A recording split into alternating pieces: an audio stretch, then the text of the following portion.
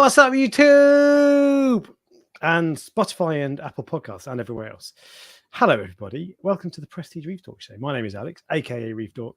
And with me, as always, is Ryan from the UK's #1 coral selling website, prestigereef.co.uk. Ryan, how are you? I'm good, thank you. How are you? I am not too bad. I mean, I did see you today, and I did speak to you for the last 20 minutes, so I know how you are, but that's fine. Exactly, yeah. So I paid a little visit to Prestige Reef, the farm. Yes. And I had two reasons. One was to help you with the camera. You bought a new camera, same one as I've got. Yeah. So basically, Alex convinced me to buy a new camera, probably about 3 or 4 months ago now. Yeah. And I bought it at quite a reasonable expense. I needed a good camera, and then I went, might as well be a paperweight because I have no idea how to use this. So I've literally had it on my table, and I've pretty much just ignored it. And then Alex sent me a message saying, "Do you want me to come down and teach how to use it?" So I have started practicing now. Excellent. But with the DSLR, it's a mirrorless, but the same sort of thing. With a complicated camera like that, you've got no chance of working out on your own. Absolutely no chance. But if you get shown just a few settings, you're away. So I think you'll be fine now. But I genuinely believe it'll be significantly life changing is a strange thing to say, but for me, in terms of work, it will be life changing because it'll make taking pictures much easier, and then that means I'll update the website more often. So that'll be much better as well. Oh, right. So as in, are you gonna take photos of like WYSIWYG stuff or just? Yeah. So because at the moment it takes me a long time. You saw how I was doing it. And it's no fun doing it that way. Whereas to do it with that camera will be much easier, which means I can update it more often.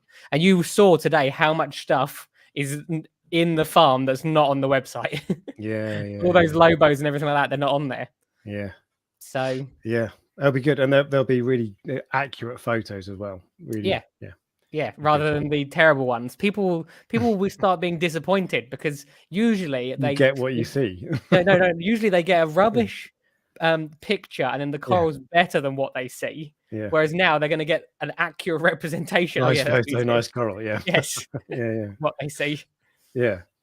But that's really good. Yeah. It's. I'm looking forward to seeing your photos on that.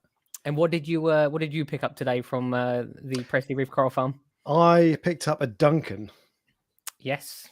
Special. I still sat in the sump. I've not got it out yet. Oh, you obviously care a lot about it then. It's been there about 4 hours. It's probably going to be there overnight. A little Duncan frag with funny little stripes on the top. Was there anything else that you stole from the coral farm today? Anything that you took with you that was no longer yours? I don't think so. I saw a picture go upload onto your Instagram today. There was I remember I cut the base off your gonny. That was my gonny. No. You snuck it out. I claimed the offcuts. The offcuts were mine. I said I'm going to go and take a photo of this. Oh, I didn't know that was what you were talking about. You can have that. Yeah, I didn't. Anyway, yeah. I didn't know. I genuinely didn't know. And I saw on your Instagram. I go, when did he sneak that out? Oh, I wanted it. But there was. So I took a gunny. The other part of it. I was like, you know what? Whilst I'm there, I'm going to take my gunny down because one of my gunnies has been sulking for a while, and it's the only one I bought that was wild colony, rather than a frag from a hobbyist. And I thought it's kind of half sulking, and I thought, you know what? It's probably water quality. It's probably just not happy with the water. But what if I sliced the base off and there was some kind of boring clam or tunneling worm or crab or something in there? I was like, wicked. So I took it down to get you to bandsaw it. Yeah. And we were both sadly disappointed. There was bugger all. So now the skeleton's just a bit smaller, and that's it. So we can now officially confirm the reason it's not happy is something to do with you and not some unfortunate event where something's burrowing inside it. But it did make me think, because this is what people do. Everybody does it. Yeah. Like if a coral is unhappy, you want it to be a particular thing. Normally it's light. That's the most common one. Oh, I wonder if my light's too high or too low or too much blue or too much white or whatever. Yeah. And you want it to be that thing. So you focus on that and you try to prove yourself. And with this, I was like, it's probably water quality, but wouldn't it be wicked if I could just slice it off and then it's fixed? Yeah. I was very nervous doing that, just so you know, because really? I cut my corals all day, every day. But, you bought me one of your corals.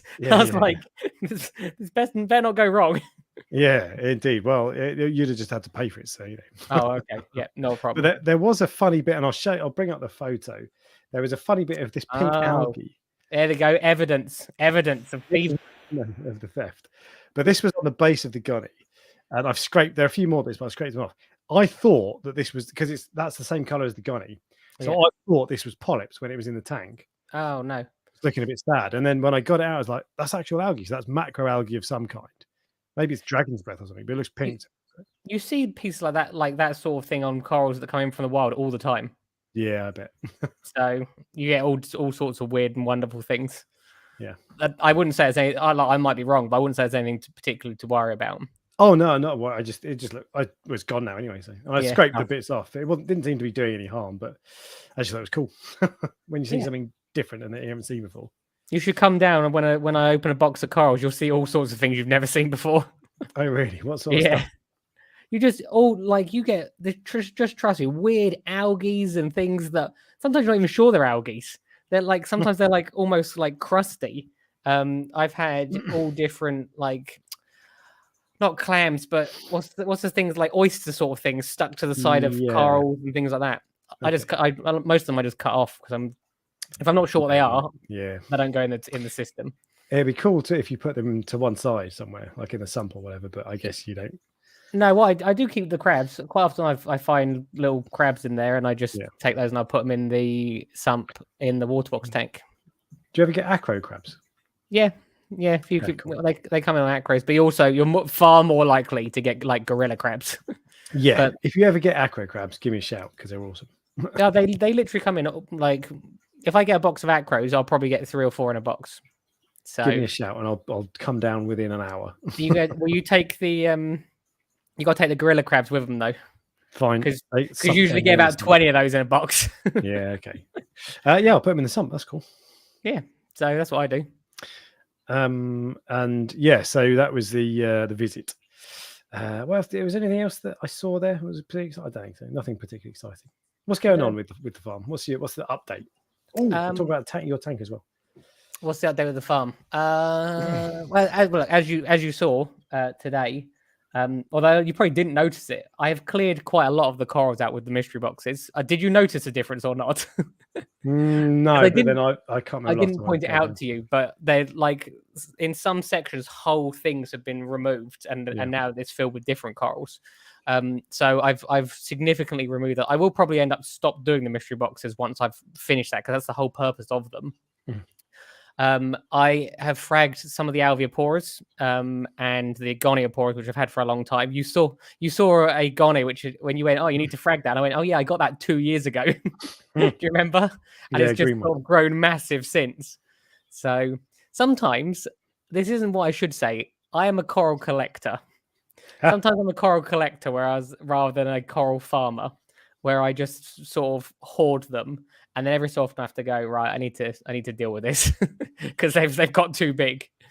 But I did want to ask you a question. I kind of asked it to you earlier, and I know you jokingly say from the UK's #1 coral seller or whatever. I know you say it as a joke at the start of every thing. What I was thinking is after you left, what makes someone, because obviously they're doing that poll at the moment, aren't they? What makes someone the best online coral seller? Is it that they have the most expensive corals, the rarest corals? Do they cater for everyone rather than one specific category? Do you see what I mean? Yeah. It's half joking, by the way. I know. Well, because I think I wouldn't say for a fact it's the best coral selling website, but it's up there. If it's not the best, it's the second. I see. You're backtracking now, are you? But anyway, what makes the best? For me, like the layout of the website as much as anything. Like there's some if like shed sellers sometimes have websites that are really difficult to navigate, and you don't have the filters that sort by high to low or all this sort of stuff, and you don't have. There's one website I know of that's got, you go on and you can't just do drop down menus LPS. It's got like 30 different sub menus, and it's like it's just it's interesting because some people want those sub menus and some people just want a blanket category for SPS, LPS, and soft corals. But that's so on yours. I think you can maybe I can't remember, but if you can click on mine. if you can click on SPS and just bring them all up, or you can have submenus, that's what you want. Yeah. But Charterhouse is the website I like the most for dry goods. I just like their website. It's just really well set out. I agree. And that's your website is very good at that as well.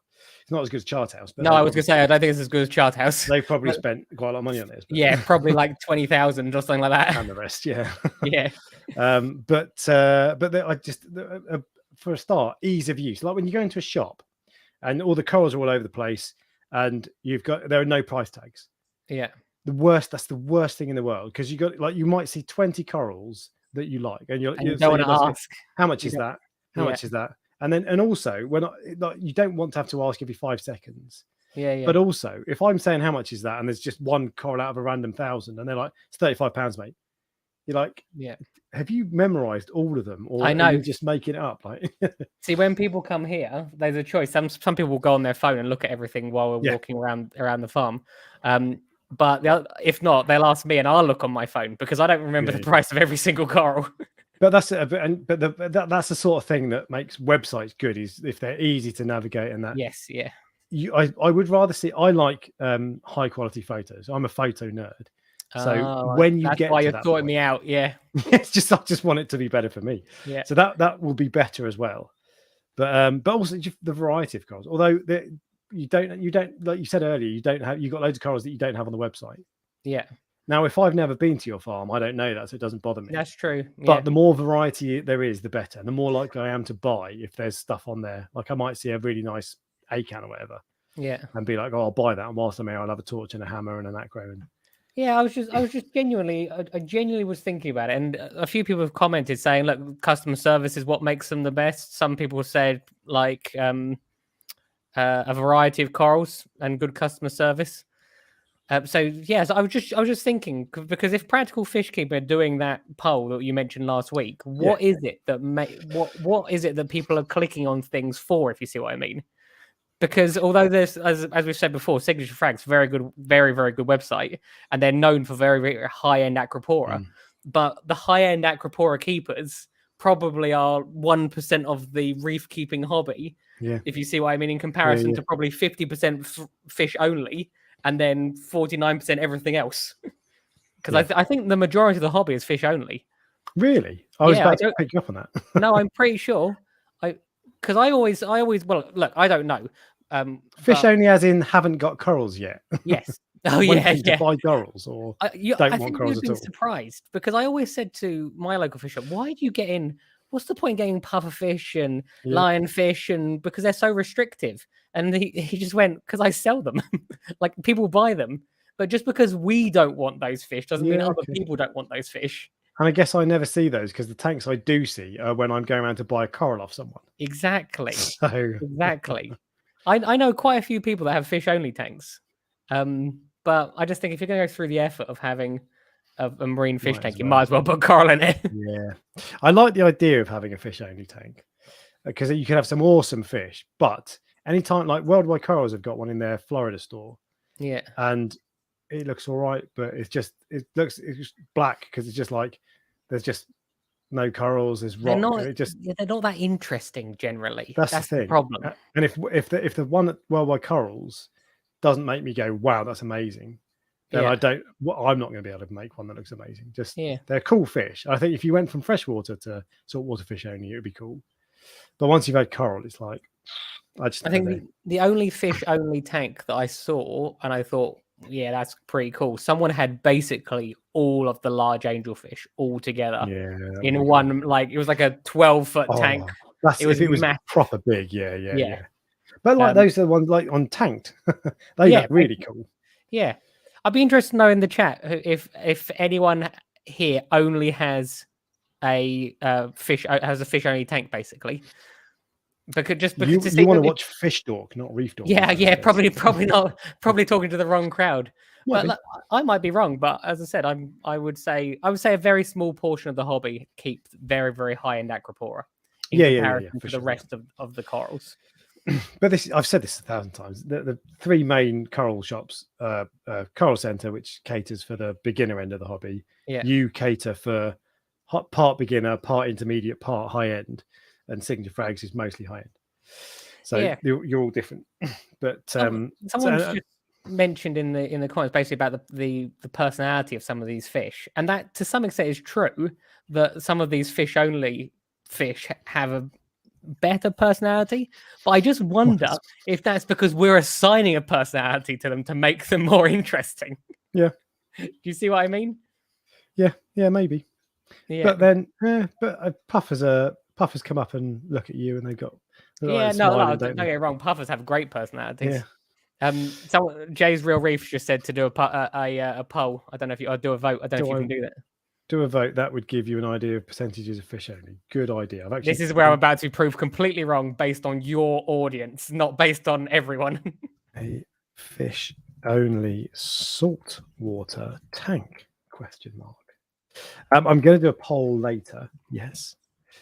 So I've got it up ready. So let's start that. Good idea, Jay. Okay. Thank you. There you go. And all right. So yeah. So but yeah. So you asked what people vote for. I think everybody is different. What makes a good coral selling website? Everyone will say, well, not everybody, but a lot of people will have different answers. Yeah. So some people will absolutely love websites that I've described that I find clunky to navigate. Yeah. And there'll be some people will love a certain type of coral. Some people or a certain type of price. yeah. Price is a big. That's a definite one. Yeah, indeed. But there you go. 26 votes, and apparently it's going the wrong direction. I can't see the poll, so I don't know. But 100% no on 47 votes is what it says. Well, there you go. I'm well and truly wrong. I'm shocked. There we go. This is going to be an absolute whitewash. I wish this was one of our competitions. Yeah, true. Well, I'll let you claim this one if you want. Do I get a trophy? No, probably not. No, not unless you want to print it yourself. Oh, 2%. Yes. Out of 52 votes. There we go. I'm genuinely shocked. One, I think. I'm genuinely shocked. I mean, but polling people on this channel. Yeah, that's what I mean. You're not getting the full spectrum, are you? So yeah. I still think I'd still be surprised if it was anything like 50%. Because, like you say, if you're gonna have saltwater fish, even if you've got like a couple. Think about people who keep tropical fish. People that keep tropical fish usually don't have just tropical fish. You know, you can't put corals in freshwater, right? Yes, I know that. What I'm saying is they don't. I would say that the majority of them don't go into those like really, really heavily planted like CO2 based tanks. So I might be wrong with that as well. But you see what I mean? But and those are the people that are coming into this hobby. They migrate over to this. So then corals are sort of the next stage. I didn't keep corals probably for 2 years. So okay, I was never interested in planted. I thought they looked cool, but they looked too difficult. Like the iwagumi, is it? The aquascapes that look like they're grass on mountains and that sort of thing. Yeah. I just looked at that. It was fantastic. And if someone would set up and maintain it for me, amazing. I'd have it tomorrow. But it looks like you have to cut the grass in inverted commas every 2 minutes. And they didn't ever appeal to me. They looked too much like hard work, whereas corals appeal to me more. But yeah. Let's see. I'm now being told that the planted high tech thing is a big thing. So yeah, I bet. Yeah. I reckon the majority of freshwater fish keepers are firstly probably keep goldfish. I reckon that's probably the number one fish that people have. Probably because it's easy. Yeah. So and then they might you know what I'm trying to say. They migrate slowly upwards through the hobby. I never had a freshwater tank other than for 1 day. Really? I had one for 1 day. Oh, you bought this? Yeah, okay. Yeah, I bought it and set it up in the kitchen. It was half full. It is a myth that you need to go saltwater, freshwater first, then saltwater. Because you yeah. don't really. So I did that, and for the same reason everyone said, you should graduate, learn the trade first with the less demanding fish. Yeah. But what I found was I didn't actually know anything from the freshwater hobby that I carried over to the saltwater hobby, apart from possibly the nitrogen cycle. Yeah, because how do you deal with algae? Totally different. How do you deal with fish disease? Totally different. What, fish aggression, I suppose. I now have to Google the most popular aquarium fish because I've just been told I'm wrong about goldfish.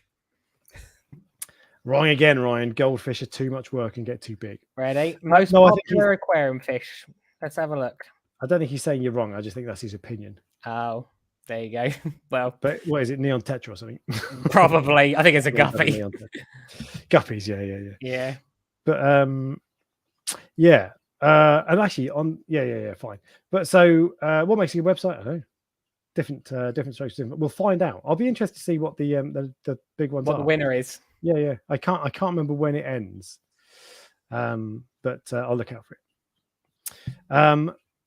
I attacked my Tropic Thunder this week, Ryan. Oh yes. Yeah, and I bloody loved it. I had a great time. I got it. I couldn't. It's I got really that big again. Yeah, and that's like 10% of it. Oh my god! But I need to pull that whole rock out really, but I can't. For a start, my hand still isn't strong enough. It's not strong enough. Take my strong hand. But so for now, I just had to settle with trying to rip out the bits I could. I got probably 40-50% of it. It looks so blue, your tank there. It never looks that blue when I'm there. It's because my phone. Oh, it's probably late at night to be fair, but it was on my phone, and phones don't generally. What happened with that Tropic Thunder?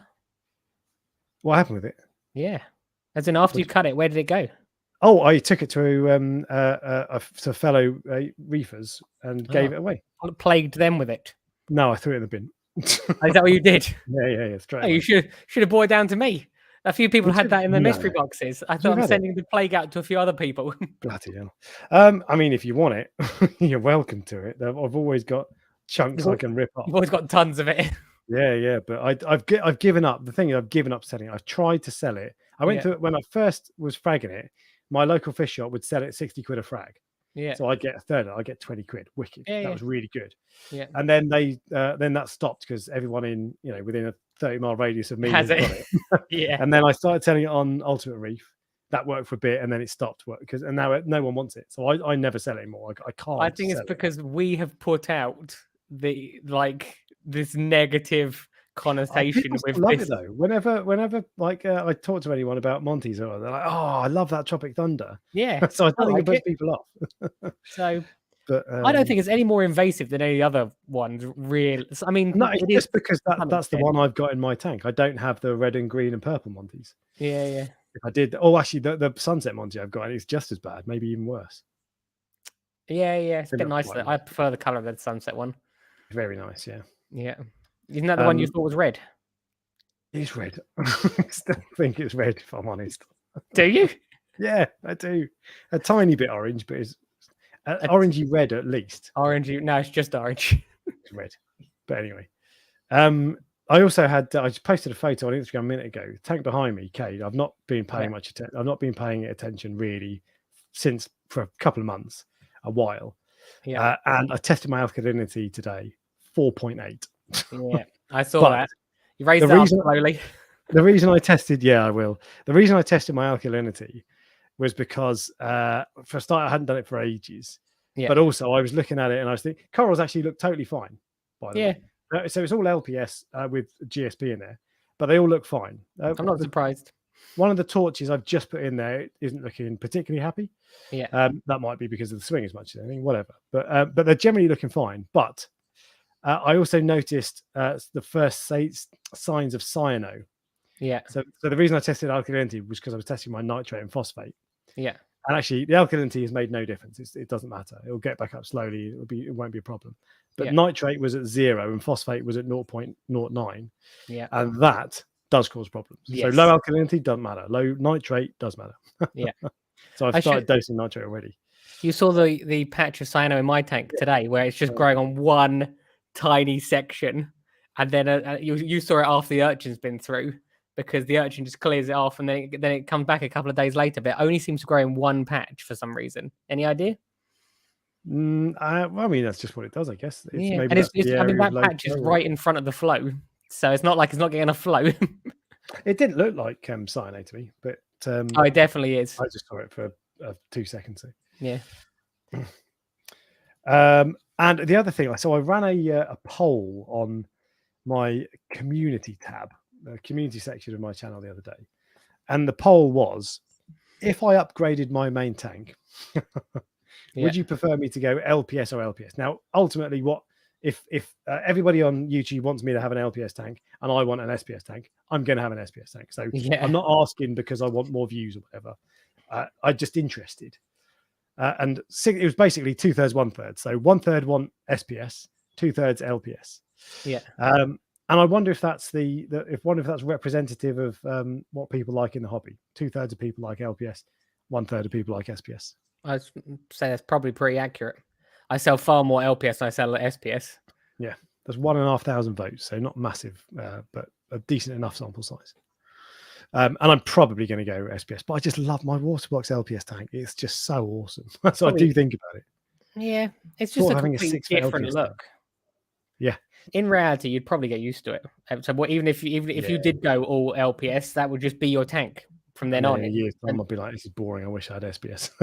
I doubt it. You're probably like, thank God I went for SPS. It's so much for LPS. It's so much easier.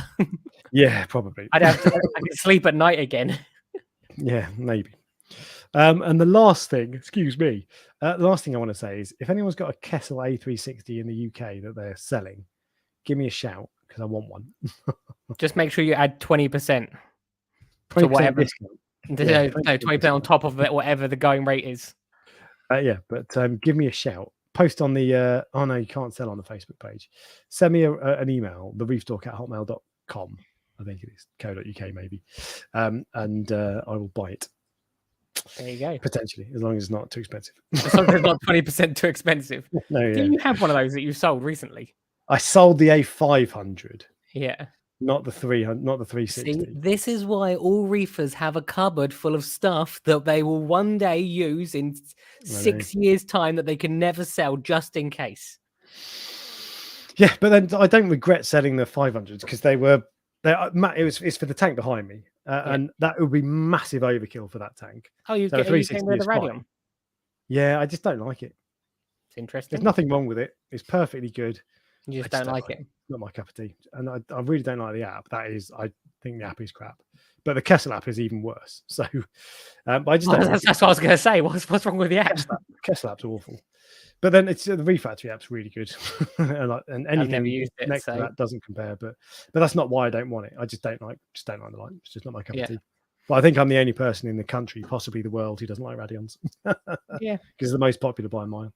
Yeah, I just love shimmer. I want shimmer. I want my Kessel shimmer back. Not for me. No. But there we go. And we are going to go straight into the headline topic. Oh, because this is a change. This is a change of the usual routine. Why is that? We're partly going to do it.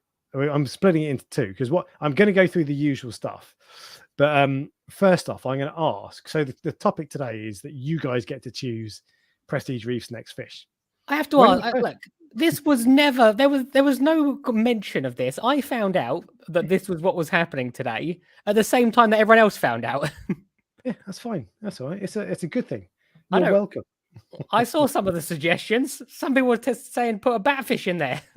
Yeah, batfish. That was actually the batfish. That was the thumbnail, wasn't it? Yeah, I saw that. So there we go. There's some great suggestions, and I'm going to go through that list of suggestions. But what I'm going to do,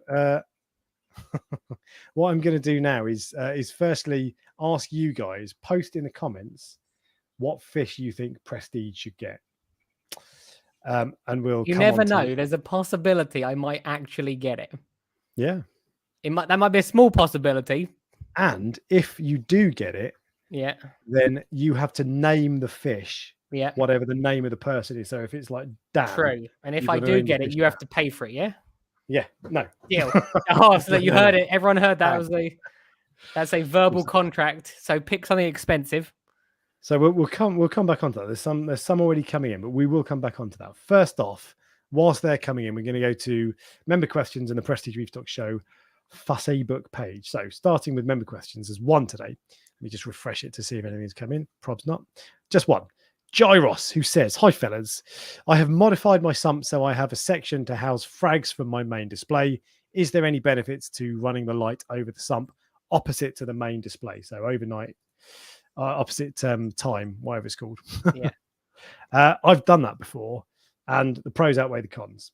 Sorry. The cons outweigh the pros, yeah. So, because the benefit is, it's like having a refugium in the corals in the sump, the frag tank, will photosynthesize overnight. So that means your pH won't drop so much. Yeah.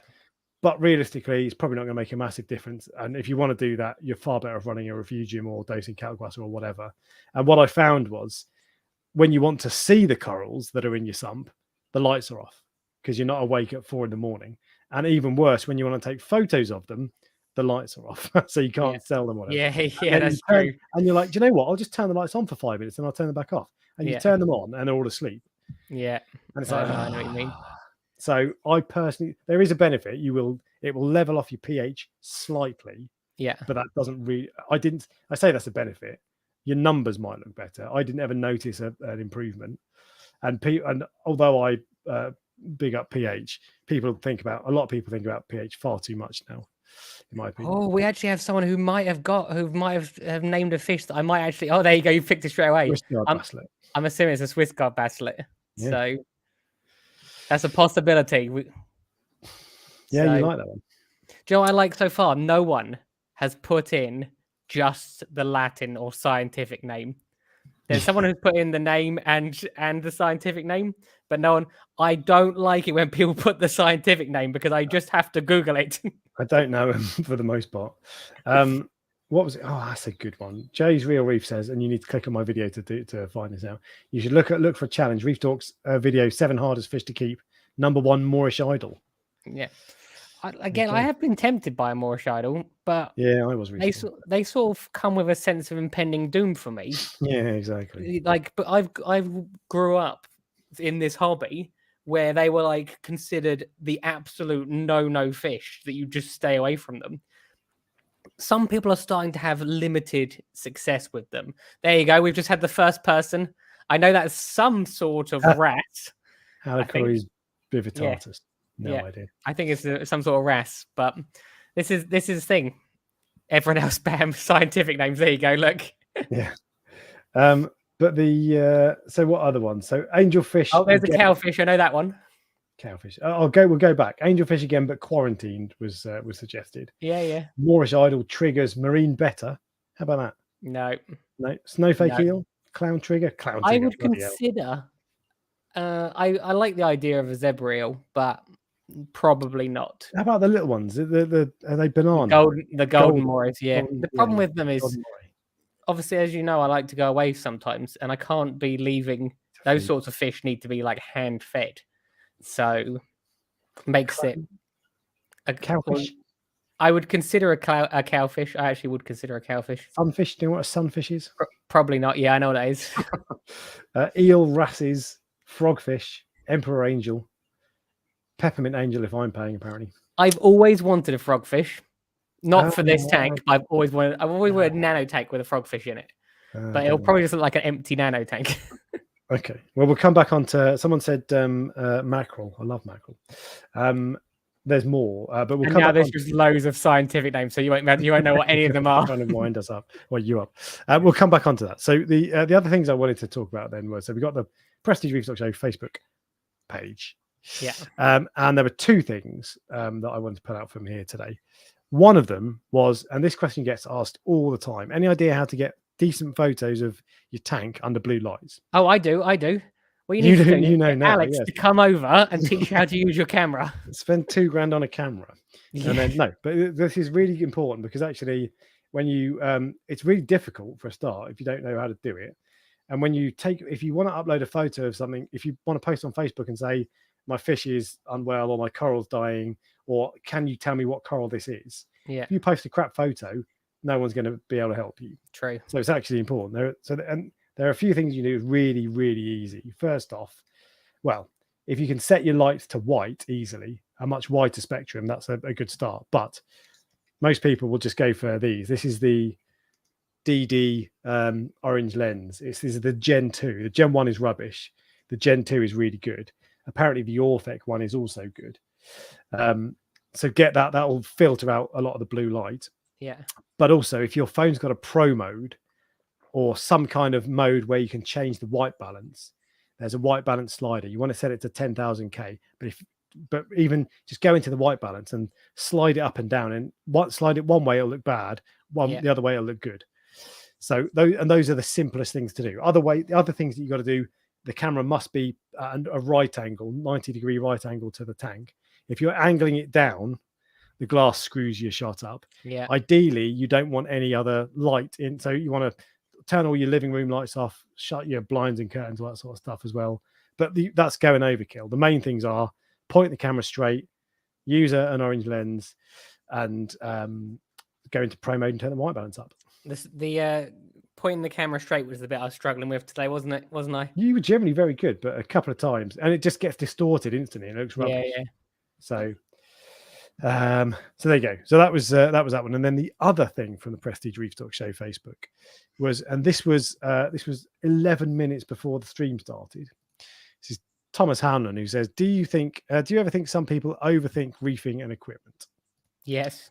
And he goes almost on everyone to explain why and how he's done better since he's left it alone. But completely, everybody, myself included, all the time overthink everything. What light should I get? It doesn't matter. Will my corals prefer an MP40 or a Tunze? It doesn't matter. Yeah.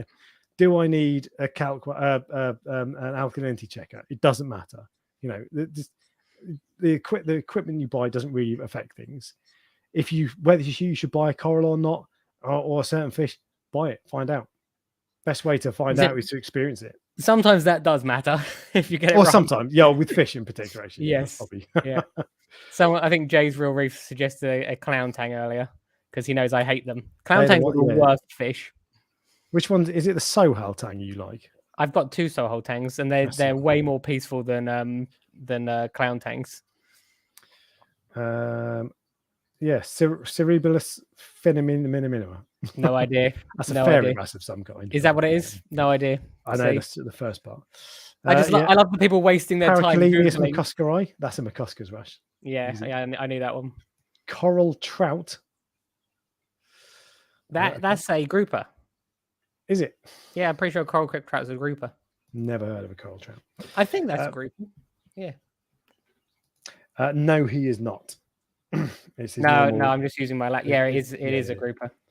You need equipment to set it to, if you want to use that as your live stream camera, which you shouldn't do, you need equipment to catch it out to attach it. It's not worth it. We worked out today. I can barely work out how to turn it on, so I won't be attached. I won't be attaching to my computer anytime soon. No, and you'll want different settings for this than you would for photos. So those were the 2 things I wanted to put up from the Facebook group, and that means Facebook. Prestige, oh bloody hell, we're already. What time is it? 37 minutes. Prestige Reef Fish of the Week. Ryan, what you got for us? Oh, the fish of the week. Oh, we're moving through this rapidly, aren't we? And the thing is, I was thinking we've got quite a lot to talk about, but we've kind of rattled through everything. But anyway, there's a lot. Wow. There's a lot in the news, so we'll come on to that. I'm going for the hooded butterfly fish, also known as the orange-faced butterfly fish. When I said this fish to you earlier, also known as the Catodon lavatus. Oh yes, yeah, that's true. Yes, the reason I've gone for this fish, and because you asked me, you said, "Why are you suggesting this fish?" And the reason I'm suggesting it is because I have seen these fish in shops, and these fish only eat coral. So if you want one, just make sure you have enough coral to feed it. And now that we know that 98% of your viewers keep coral, we know that 98% of your viewers need to be told not to buy this fish. Because when you suggested it, I was like, well. For a start, there's no way that doesn't eat coral. But also, I've never seen one. But you have seen them in the shop. Yeah, I've seen them a few times. There was another one I showed you, wasn't there? The orange, the black-tailed butterfly fish. This one is down as expert only on max size 5 inches. Wicked. Look how much they are. $270 bargain. I'm surprised at how expensive they are, considering people generally probably don't want them. Peaceful fish. Enjoys live rock. He sounds awesome. Well, that's the reason I wanted to show, because it's a cool looking fish. It's the sort of fish that someone will go, that is an amazing fish. I want it. And when you see that, you're like, max size 5 inches, minimum tank size 70 gallons. Sign me up. Where does it say? Oh, it says reef safe. No. Yeah, exactly. Reef compatible. No. And it goes on to say it eats corals and clams. And only corals. So yeah, exactly. So it cannot eat anything else. It's an obligate carnivore, I think, is what you're saying. Yeah, I knew there was someone on Ultra Reef once that was setting up a butterfly fish tank, which only had butterfly fish in it, and I think possibly he wanted one of these or got one of those. Oh, really? I don't know what happened to that tank. I don't think butterfly fish like each other very much. No, I like the idea, but I feel like you're asking for trouble. Yeah. Oh, yes. Yeah. Well, I suppose if you think about it, it's all sensitive, like finicky fish, isn't it? So I don't know. And you can't keep corals because Oh yeah, definitely not. you got enough butterflies, you'll cover all bases. Soft LPS, SPS. Yeah, true. So yeah, but they're cool. But yeah, I don't think I'd fancy.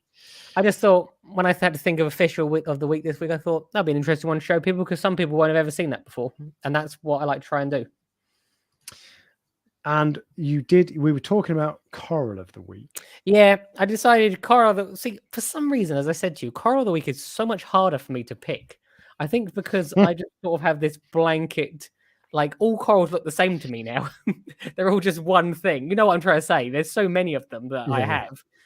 People often say to me, "What's my favorite?" I haven't got a favorite. So, but I just thought I'd throw out a soft coral this week. So I'm going for a cabbage coral. And the reason I'm going for cabbage coral is because although many of them are sort of just brown and ugly, the bright green ones are like the brightest green you've ever seen. Don't some of these eat? No, that's elephant ear corals. Fish, I was going to say. No, it's elephant ears. No, they're different, and they're all brown and horrible. Well, this is at Abyss, 23 quid in stock. Not bad, actually. That's what I'm saying. It's a bright coral. It's not that expensive, and it's easy to keep. So I just thought I'm gonna give it a little bit of love this week and go, yeah, the coral of the week, cabbage coral, but not so much the brown ones. Brown ones are ugly. Yeah, there were a few people on that poll I did on SPS or LPS. A few people who said, "Oh, no. Where's the soft corals?" Yeah, exactly. And the obvious reason I didn't put softies on because I don't like them. Yeah, no. But that's and I would never have a cabbage coral, but it is quite bright, and I bet it looks cool under blue LEDs. I know someone who has a soft coral only tank. So every single coral in there is soft coral, and when you have a tank like that, it sort of hits differently for some reason. I don't know what it is, but he's gone out of his way to find, the really bright pink or the bright green or the yellow variants rather than just, 50 shades of beige or brown. So he's done it very well the way he's done it. So it can be done very successfully. It's like where he's gone for like a neon green toadstool coral rather than just a brown one. So he has got the variety in there, and that it is a nice tank. So it can be done. Not so much for me. I don't think I'd want it, but if you want an easy tank that's all soft corals, there's nothing wrong with that. Yeah. There was not a display tank, a coral tank at Reef Dreams in their old Winchester store years ago. Yeah, that had they ended up changing it to SPS, but it had softies in it to start with. Yeah, and it was a sale tank, so they were all for sale. Yeah. Alexa's just talking to me. They're all for sale, but it looked like a display tank, and it was that was quite cool. I actually quite liked it, but it was probably because it was packed full. Yeah, and it had fish swimming out of it and all that sort of stuff. I did have a video of it from when I did their display tank video, but I can't find it. But yeah, it was I just don't like softies, but I'll give you that. The cabbage coral is not a bad soft. For a soft coral. The green one's not bad. Soft coral. I would rather have zoas if I had to have a softie. Oh yeah, of course. I think anyone would say that that zoas would be probably people's favorite soft coral. If you asked everyone what their favorite was, zoas would probably win. There's so much variety in colors there. What do you reckon the most popular coral is? It will be one of the euphyllias or fimbriphyllias. Like the torches, hammers, and frog spawns are what I sell most of. So really? Which one is the specific one? I don't know. Okay. I just know that generally speaking, those are the most highly rated ones. They're quite expensive. Oh well, they're not expensive. But they're not if it wasn't for that, it would be zoas. But I don't have the variety of so my zoas out of stock. Shop, more. You know what's interesting? You can get as many torches and hammers and frog spawns as you can get hold of. There's loads of them. Every import has them in. Yes. Every wholesaler has them. If you want to get a pink diamond zoa, you have to buy it from a hobbyist. Yeah. It's like you can't go to the wholesaler and go, "Oh, I'll have some pink diamond zoas, please." They just don't have them, and you can't get them from you can't get them imported either. Generally when you import zoas, it comes in as red zoas, and then you just zoas, or it'll be just a random select covered in them. Yes, so those sorts of ones are more difficult for me to propagate or to get hold of because you can't replenish them as quickly. You've had a few. Have you still got laser lemons that you had from me? Yes, yeah, I do. Yeah, I've still Have all you the ones I've got from you. Oh, okay. I was going to say because I need to expand my collection a bit. But What, you want them back? no. I've got. You want to trade them? No, I want Sunny D's in particular. I don't know if I got those. I need to. I think I do. I don't know if I've got any available. But I think I might have some. Because I did have. Excuse me. What's wrong with me? I did have Sunny D's a while ago, but they never grew, and then eventually they died after about 4 years. It was really annoying. Yeah. But they're a really nice one. Yeah, the Zoa tray would be my most neglected tray, I'd say, probably. But I actually said to you today, this is another thing I'd be interested in. They look good. They've grown out, I guess. Yes, I've just got loads of them. I'd be interested in the chat as well if you're starting to feel that feeling, that cold weather reefer feeling, again, where you want to start putting your hands in your tank again. Because I've noticed even just in this last week, there has been a significant uptick in sales and consultations, and probably you probably would know better than this, your views, because people watch these sorts of videos more in the winter than in the summer, don't they? I haven't noticed that as yet, but I do. I look at the YouTube Studio app every day, several times. Yeah, that's how I check comments. But I haven't noticed that. But this time of year is when the views start to go up, and over the summer, you might as well forget it. You're not going to get views. Even I feel like that. So as I said to you, I'm going to the wholesaler on Tuesday this week, and then I'm also going again next week. Now, I have been going sort of once a month recently. So even I am starting to feel that, let's get back into that, that reefing feel, because it's getting colder. Now, I don't know why we feel like that, because I'm not someone that goes out and sits in the sun or goes to the beach. So my life doesn't change between summer and winter, but there is definitely a difference. Well, I guess if everybody's getting more into it, then you're more likely to get into it because I'm more busy and more money's coming in. And I know what you mean. But yeah, people definitely do get into it more this time of year, from September, October onwards. So in the chat, are you getting into that feeling? Are you starting to get that feeling? Are you out buying stuff today? Starting to go to fish shops again? Have you got the reefing feeling? Yeah. Someone asked earlier if we dose iodine. I don't dose iodine, do you? I don't, but the corals are dipped in iodine when I frag them. And then when those corals get hooked back into the tank, I have had high iodine levels before. So I think that without realizing, I am letting incremental amounts. You are dosing it, yeah. Yes. But intermittently based on the corals. Yeah. So. And I bet, because actually you don't need to dose much iodine. So, and I bet the stuff that gets on it is actually probably quite a significant dose. Yeah. Okay. Interesting. All right. So that means we've done fish of the week and coral of the week, which means we're on to the news.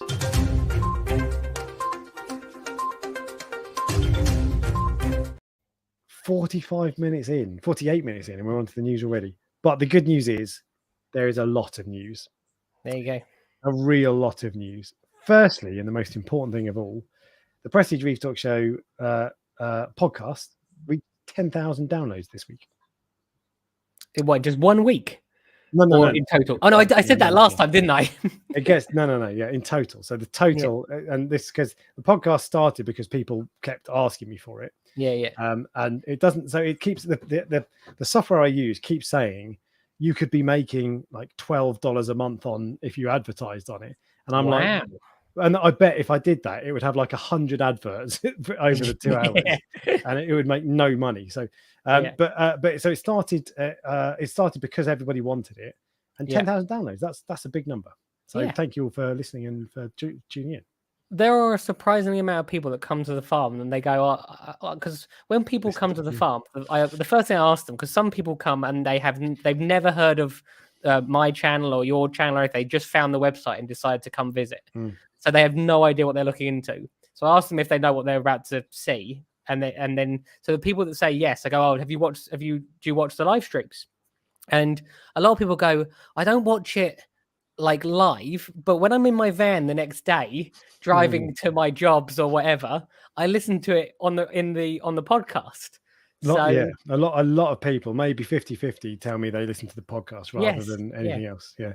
So it's really if, cool. if you're going to work today, if you're listening, is going to work today, have a good day. You know, from me and Alex. Yeah.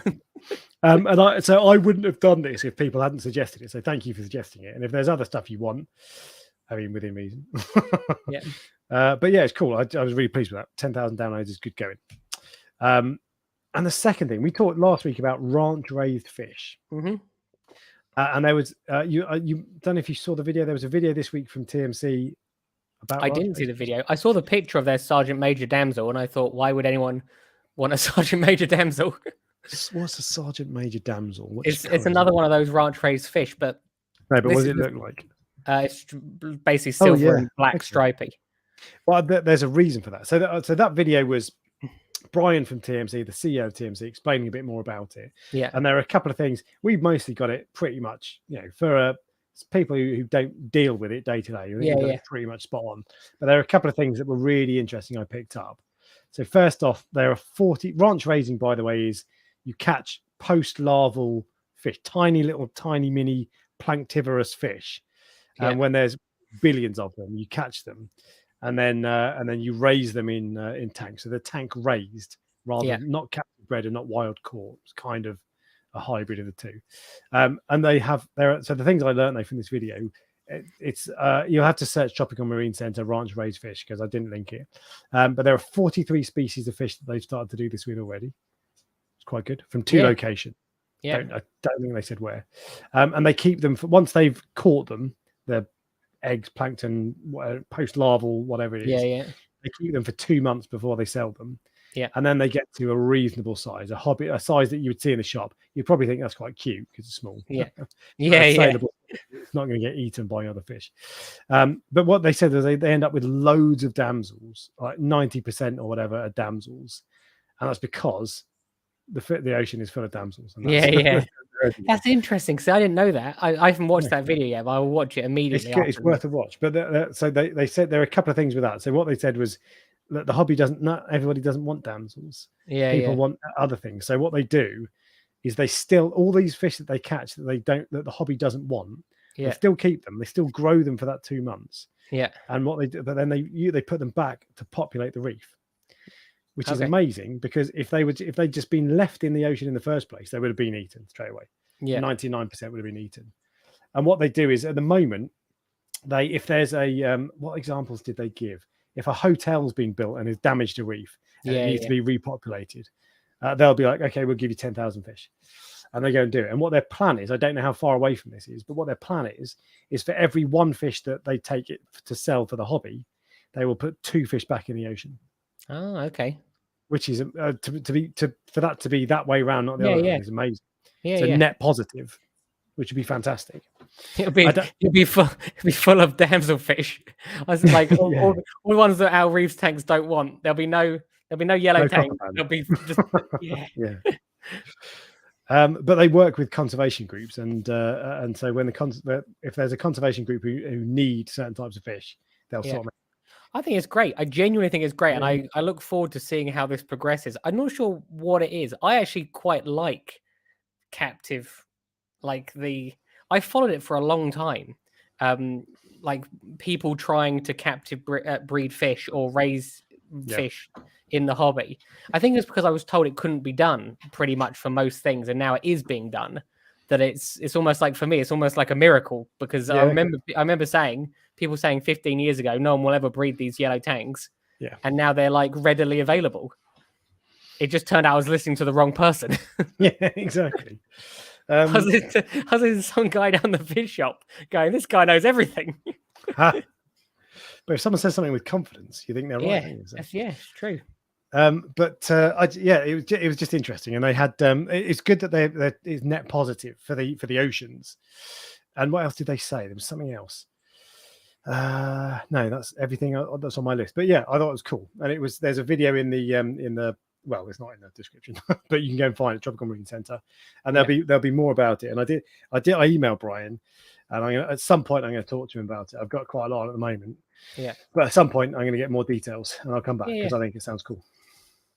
I'd be interested to know what those 42 fish are.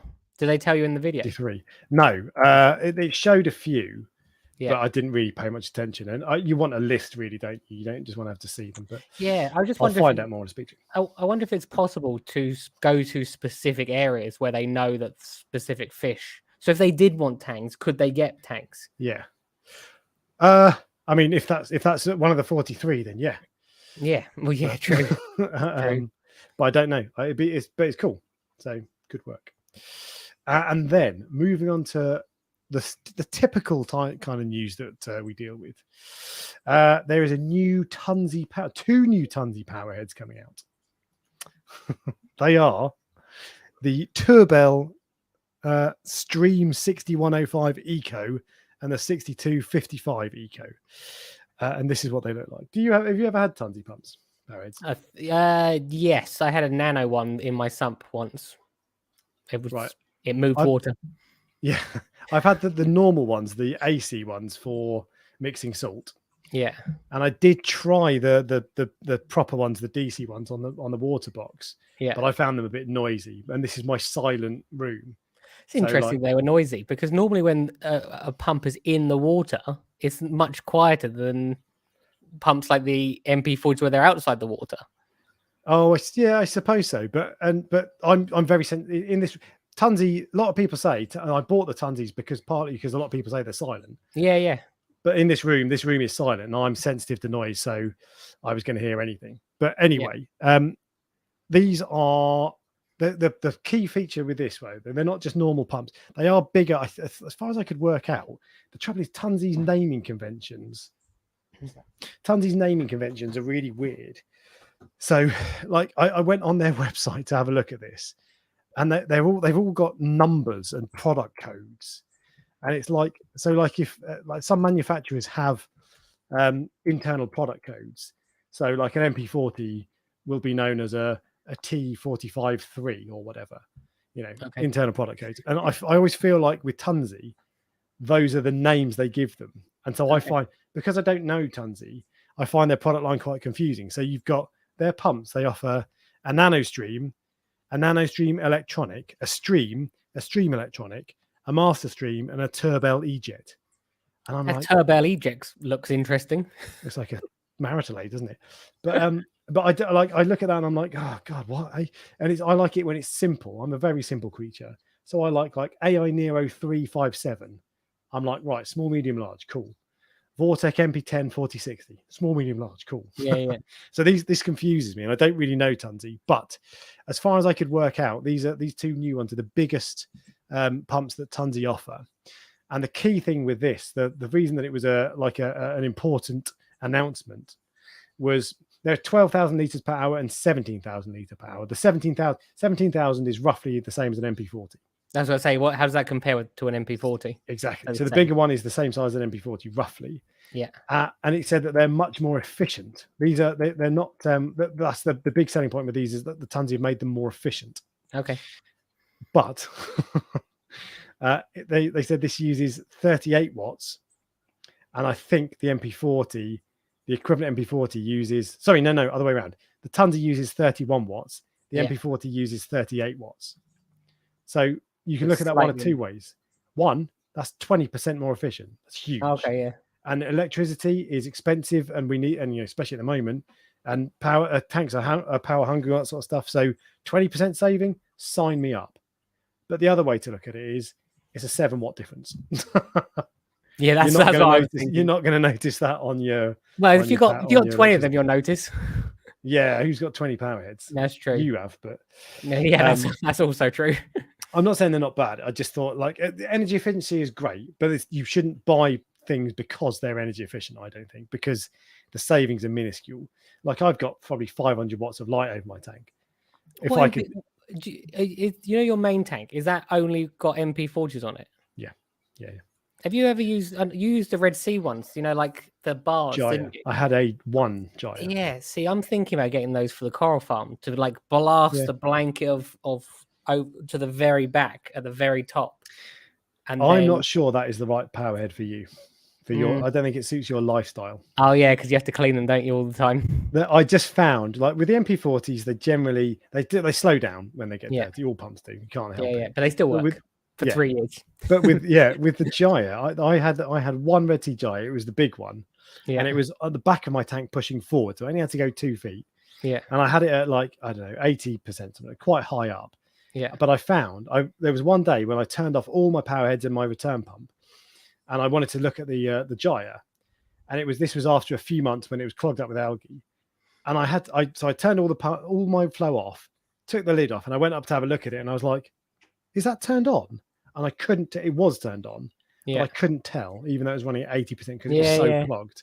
And that's not just a Red Sea one. Apparently, gyres, and actually the Red Sea is much easier to take apart. Yes, but they clog, and you've got to clean them. Yeah, I had the Red Sea ones, and it was the same. I wondered if the Max Spec ones were the same. Have you seen that? It's based on the Max Spec design. Have you seen Jason's comment? Jason. 4 up from the bottom. I wonder what that is. I know. I wonder what that is. Whatever you're thinking that is, I can confirm it is because I checked. It is whale shark. That was why I was smiling a minute ago. Okay. But anyway, look, I'm not bagging on Tunze. It's great that they're more efficient. It's just that 7 watts isn't like, if I want to save, if I could save 500 watts down to 200 watts on my lights, wicked. But still, that is a good thing, very much so. But I know what you're thinking, Ryan. When can I buy them, and how much are they? That is exactly what I was thinking. And can we talk more about equipment? Answer to the third question, yes, we can. Oh, good. First 2 questions, no idea.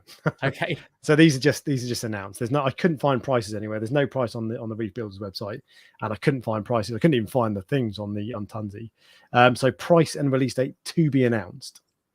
But I have to say, I would expect the one that's the equivalent of the MP40 to be around £300.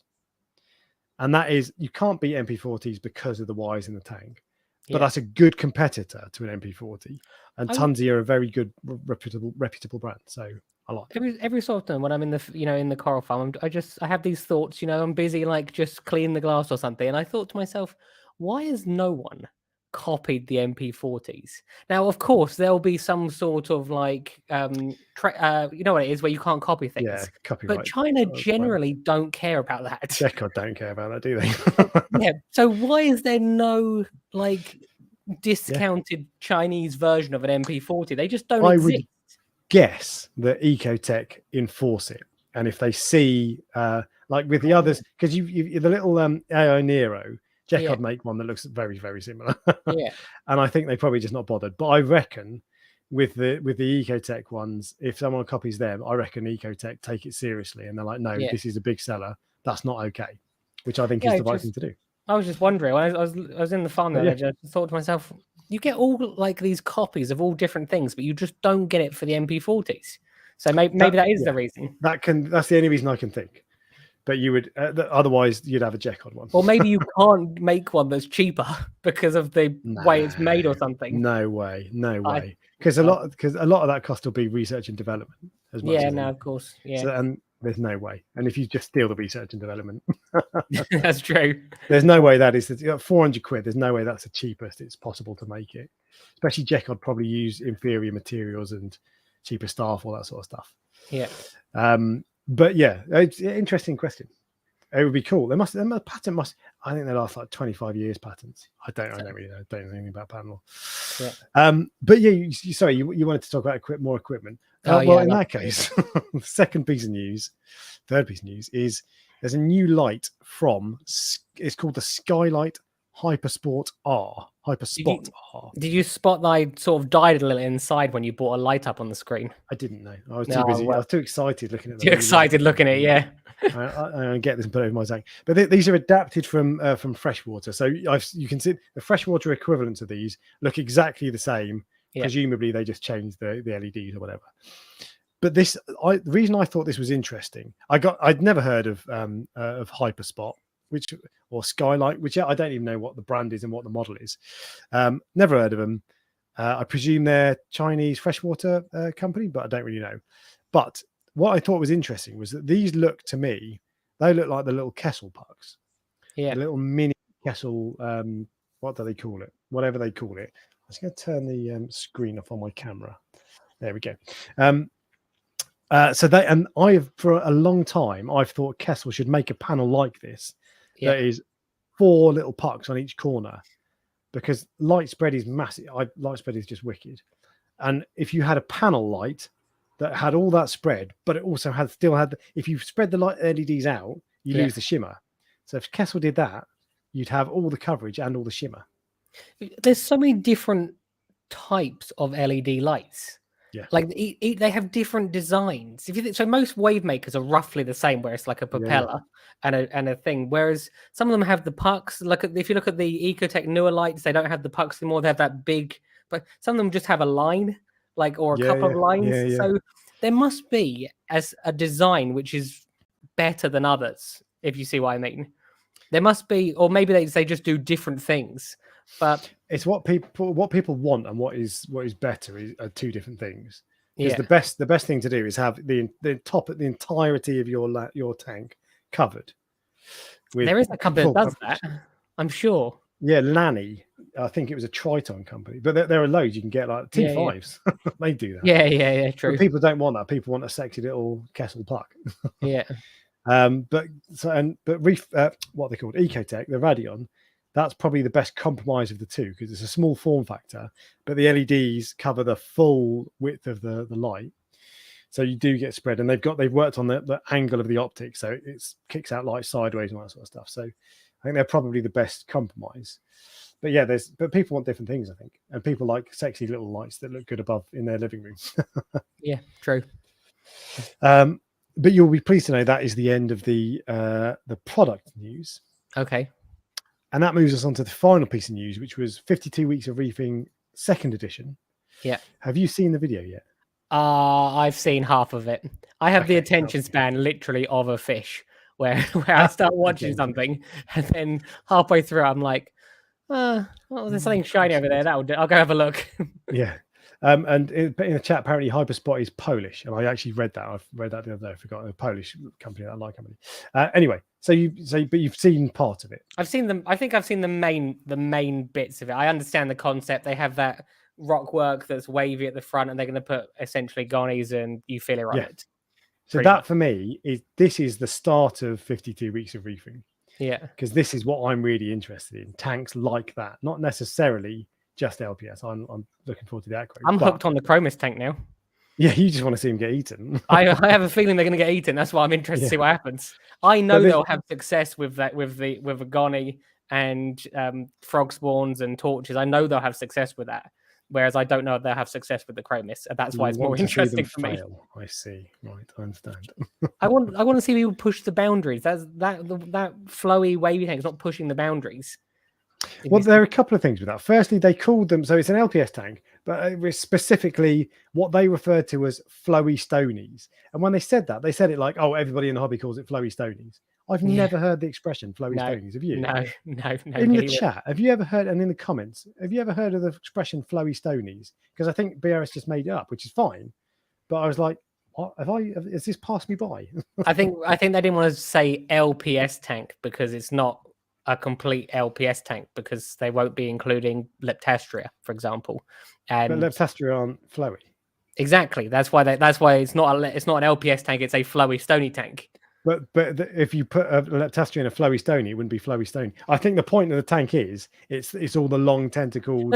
That's what I'm saying. That's how they're calling it that, to differentiate from compared to a normal LPS tank.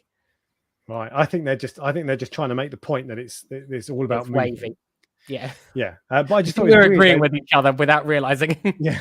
I thought it was weird that they're like, oh yeah, and it's called flowy stonies. I was like, well, if you want to like bring that tag into the hobby, cool, but don't just say it like it would exist. No one ever heard of it. Everybody says it's new to them. Cool, right? Not just me. But this is much more like it. Because this is what I'm really interested in. You want the weird stuff. Yeah, I'm more interested in some of the more experimental stuff, because I know what they're going to do with this tank. As I said, they'll put in gonnies, they'll put in torches and frog spawns, and they'll have success. I think I'd be surprised if they didn't have success. They will put in Trachophilias, because they even show they showed Scollies in it. So what they're actually doing is just making an LPS tank. So are you not interested in this because you already know how to keep LPS and you don't think you're going to learn anything? No, because I learn stuff from them all the time, especially when during those long interviews with people like Than and they had another guy recently. Than's one was like where they were talking about different antibiotics and stuff like that. It was quite like cutting edge stuff. Now there's some people that come on there that talk about equipment and I have no interest. So, and I will definitely learn from these, but I will learn. I'm more interested in the ones where I go, is this possible? Than this is not possible. Okay. Like, no, or this is definitely possible. If they said, oh, we're going to have a whole butterfly fish tank with coral in it, I'd go, yeah, that's interesting. Because is that possible? You just like the weird stuff, basically. I like, which is why you like all your Prestige Reef Fish of the Week. They're always weird. That's because I don't want to just go, here's a yellow tang. Everyone's seen a yellow tang before, because then no one in the chat will go, oh, that's interesting. Whereas some people will go, and that's a beautiful butterfly. I've never seen it before. So okay. So at least, but you're not that bothered about this, basically. No, I'm not even. And they will do an SPS tank as well, which I won't be that fussed about either. What? I bet. Let me know in the chat. What do you guys think about it? That really got me excited. I was like, wicked. So, are you excited by this, or are you a bit put off? Are you not really bothered? Which side of the fence do you fall on? What did you think of the Flowy Stony BRS tank? The one thing I did think, though, the first thing that caught my eye was I started to look at they were showing more of the tank, like the full tank, and I was like, yeah, it's a lot of light. And then I was like, oh, that's an expensive skimmer. That's an expensive dosing pump. First thing I noticed was they've got $3,500 worth of lights, on a 4 LPS tank, and they've gone for 2 Kessels and 4 AI blades. It's like 4 foot. That's crazy. Far too much. I wonder what the average price for entry into the hobby is these days. Because when I first started, it was about £1,000. It genuinely, like, you could get a secondhand tank or whatever, and you could have £1,000 and get secondhand stuff, and you're in and you're good to go. I don't think it's like that anymore. I don't think it's even close to that anymore. If you're buying brand new, it's even further than that. But I think it still can be like that. Absolutely. And there's been a couple of conversations online on Reef Builders and somewhere else, I forget, about the price of the hobby lately. And I was going to make this video about the cost of the hobby and is it too expensive? We've already done that a few months ago. Yeah. But it might still be interesting. If you want to see us talk about the cost of the hobby, then let me know in the chat and we'll do another video. But we'll talk a little bit about it now. Like the barrier to entry, the price of entry doesn't have to be that high.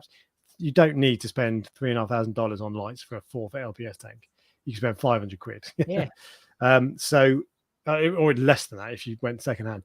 But it still doesn't have to be expensive. It really doesn't. Tanks secondhand as well. Tanks don't hold their value. People don't want a secondhand tank, so you can get a secondhand tank cheap. When I sell my Peninsula, I'll probably give it away. That's because when you want to get rid of something, you just want to get it out. So you can get. I don't think I'd get a lot of money for it because if it's 6 years old now, 5 years old, no one wants a 5-year-old tank. Just don't tell anyone.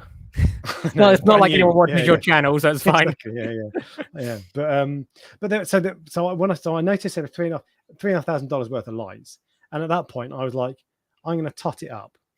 So I went through their website and I added up too much time on your hands. I know, yeah. The only thing I couldn't work out was the rock. There's a lot of rock. Yeah. A conservative estimate, I guess $1,000. But I think it's probably more than that. It was packed full. So the tank is $3,600. Just the tank. Yeah. The Kessels, $900. Sorry, $1,000 including the controller. The mount was $140. The AI blades were $2,000 just over. The skimmer, $825 for a skimmer. Yeah. On a 450 litre tank. County cooling fan, $100. Gyres, $740. Yeah. The doser, LPS tank, so you probably need 2 doses, $850. They went for a 4 block of Versas. Yeah. I'm not surprised. Return pump, $500 of Vector M2. Apex, $950, and I had a load of other modules that I couldn't work out the costs of. Did you put the auto feeder on there? 2 auto feeders. $230. And Neptune DOS, $350. Tunze osmolator, $200. Reef mat roller filter, $400, $380.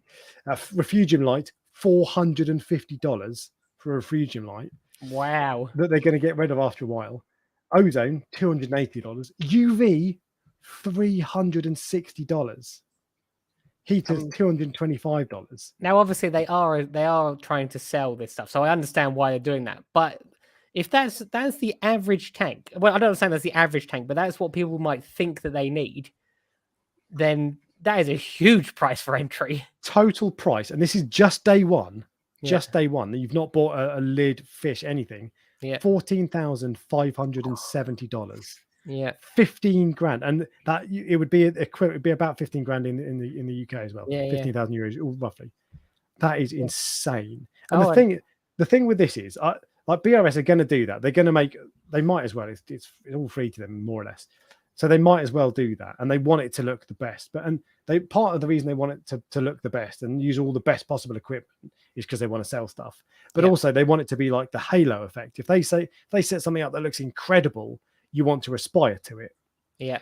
But I wonder if this, to me, and this is what I'm going to run a poll for, because I looked at that and I thought that is partly aspirational because I think it'll look awesome, but it's so expensive that I actually thought it was almost, it puts me off because it's not relatable because it's so unachievable. Who's got 15 grand from day one? It's funny that you noticed that. I didn't even notice it. Yeah, I might not have got to that section yet. If that's, I think that's probably near the end of the video. But no, I know what you mean. One of the people that has consultations with me, she when she first she had the first consultation before she bought the tank or anything, and I said, well, out of interest, what is the budget you've saved for this? And she said, I've saved £5,000. I'm like, that's like, you could get a nice tank and stuff for £5,000. But when you start to work out all the stuff she needs, you go, I'm not sure 5,000 is going to be enough. Yeah, maybe. Because like even the rock work, she was quoted, I think, from a local fish shop just for the rock work. It was like £600 or £700, I think. Yeah. It's like, but some stuff it does have to be expensive. Yeah. Some stuff doesn't. Yeah. But the poll I've done, I want to know: do you think that that tank is aspirational, and you look at it and you think, wow, that's so cool. All right, I can't afford it, but it's really cool. I love it. Or is it so expensive that it's unrelatable and you just think, turns you off? Because that for me was, I think they're treading, they're the wrong side of the border on that one. It's 4 foot, do you say? 4 foot. Yeah, not for me. We discussed this earlier. Even 6 foot is probably a bit small for me. Yeah, yeah. I like big tanks, don't I? What did you think of Jamie's tank? You didn't tell me. I know we're going off on a tangent a little bit, but all right, we'll come back onto this bit as well. Okay. Yeah, it's massive. It looks so it's. I'll explain what you did today. I took a call to someone. It's the tank. I can't remember how long it is, but it's 5 feet front to back and 3 feet tall. Yeah, which practically is difficult because who's got 3 foot long arms? Yeah. But it looks right. It's cool. But I'll come back onto that because you, me, and Jamie know about the tank. No one else does. No, yeah, well, that's true. But I think that they've gone beyond aspirational. I think it's mostly unattainable and therefore unrelatable. And I think that they've got that to, and I'm sure there's someone behind the scenes, behind Ryan, saying, look, we want to put all the best equipment on, and no one's going to complain about that. And the trouble is, this is not just a BRS thing. This spreads everywhere that you see online in our hobby. It spreads the same. So me, for example, YouTubers, we get, if someone offers you a £10 Refugium light, you're just going to say, no, I've got to make a video for that. It's going to be 10 hours of my life. And for something that costs 10 quid, no thanks. Yeah.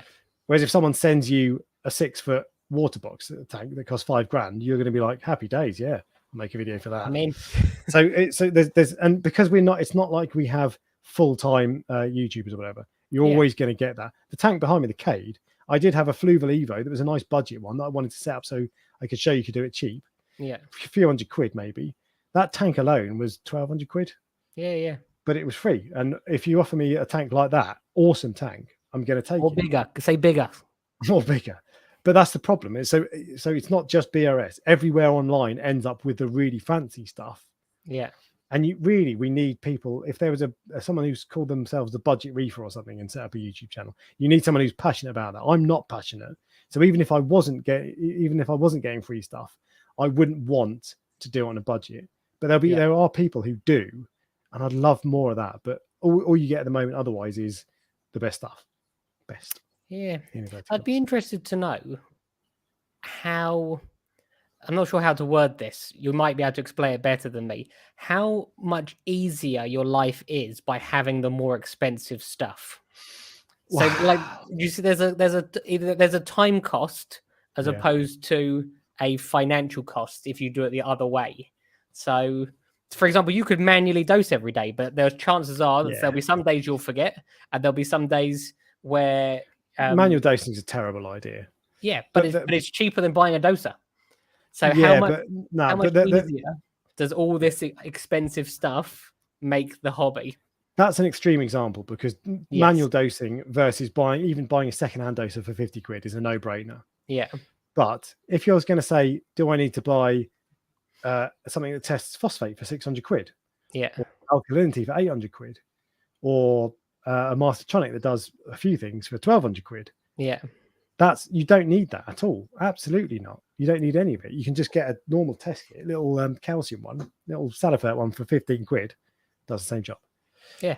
That stuff definitely does make it easy though. And I don't like the fact that my alkalinity on that tank got to 4.8 is because I test manually and I get lazy because I got 3 tanks. It's quite a lot of work. So you don't need that kind of equipment. But it helps. But there's on the BRS tank, they had I'm not really a fan of aquarium controllers. Yeah. Like I like some stuff that like heating controllers. Absolutely. I think they're really good. Yeah. But like Neptune, the GHL stuff, I'm not really into that. And I always think it's a lot of money for not really a lot of benefit. And maybe if I ever had one, I'd think differently, but I don't think so. I think you have to put a lot of into them to make them work. You can do all sorts of crazy things with them, but just buying one to control your heater is not worth it. No, but it's just you just don't need that. And I'm sure they're great. I'm not saying they're not great. I'm sure they are really good. But if you look at a tank like that and think, oh, I need an aquarium controller, no, you don't. What you need is filtration of some kind. So a skimmer, just a skimmer, nothing else. Don't need a filter roller. You need a skimmer. You need lights. You need flow. Heat. Is that it? I think that's probably it, isn't it? I don't think there's then things like dosing pumps sort of down the line. But some people would debate if you even need a skimmer. Yeah, you can do that skimmer. You need filtration. Your tank didn't have a skimmer. I've got 2 tanks up here that don't have a skimmer. Yeah. The Fluval didn't have a skimmer. Yeah, but you need filtration of some kind. Although to be fair, on the Fluval, it was a sponge that I threw out. It cost £10 for like 5 meters of it, and it lasts like a year. So, but you need some kind of filtration, and a skimmer is really good. But just I wish BRS would do. They have to do that sort of tank. I get it, but I wish they do another end of the extreme. So set up a 3-foot tank that costs $3,000, for example. That's still a lot of money, but you can do it. Yeah, do it. But you're suggesting I do it. No. And this is the thing. At the end of the day, you went at the end, do it. Yeah. At the end of the day, I'm not telling BRS what to do, and if someone tells me what to do on my channel, they're definitely not listening. No, exactly, they're certainly not. But if someone tells me what to do on my channel, I might listen to them, but I will do whatever I want to do and what I think is right. And that's so BRS shouldn't do what I want them to do because I've said it. And this is all of these, we have these conversations every week. This is the purpose when I talk about this sort of thing. I'm not trying to criticize someone, and this shouldn't be seen as Reef Dork hates the expensive BRS tank or whatever. These are conversations that happen up and down the country, every country in the world in our hobby. And it's just that it just happens that there are a few more people listening to this one. So what you're saying is just because someone tells you to get something, hypothetically like a fish, for example, like the name of this live stream, you don't have to listen to them. No, that's different. Because you signed up to this. Yeah, you signed up to this. But I don't. Let's have a look and see what people in the chat are saying. Lots of stuff. Here we go. I can't think. Definitely unrelatable, and honestly, the least inspirational tag. I think it's inspirational, but I think it's unrelatable. I'd rather they did a mid-tier tank. Yeah, for more relatable. Mid-tier would be really good. Maybe they will. They've got set up. I think they've set up 10 tanks. But if all of their tanks are like 15 grand plus, are we going to get one video every week or every 2 weeks of those 10 tanks? Because they're not that interested. I want to see like the nitty gritty, like how they're progressing, rather than they're going to do live streams this time round. Oh, are they? So that instead of just doing an update when they say, here it is 2 months in, these are the fish we've got. The skimmer's not working, but the filter roller is, or whatever. They'll do live streams when they do a proper deep dive. And if you'd have to, that's not a 5-minute hit. Yeah. But those live streams will be really good, really interesting, because you'll get to they'll go really into it in detail. Yeah. So they'll be wicked. I don't know when they'll do them, but they're going to start doing. They've said they'll start doing them at some point. What else? Someone else said, I don't watch BRS for that exact reason. I just can't look past the clear attempt to sell you stuff the whole time. I don't ever feel like I'm being sold to.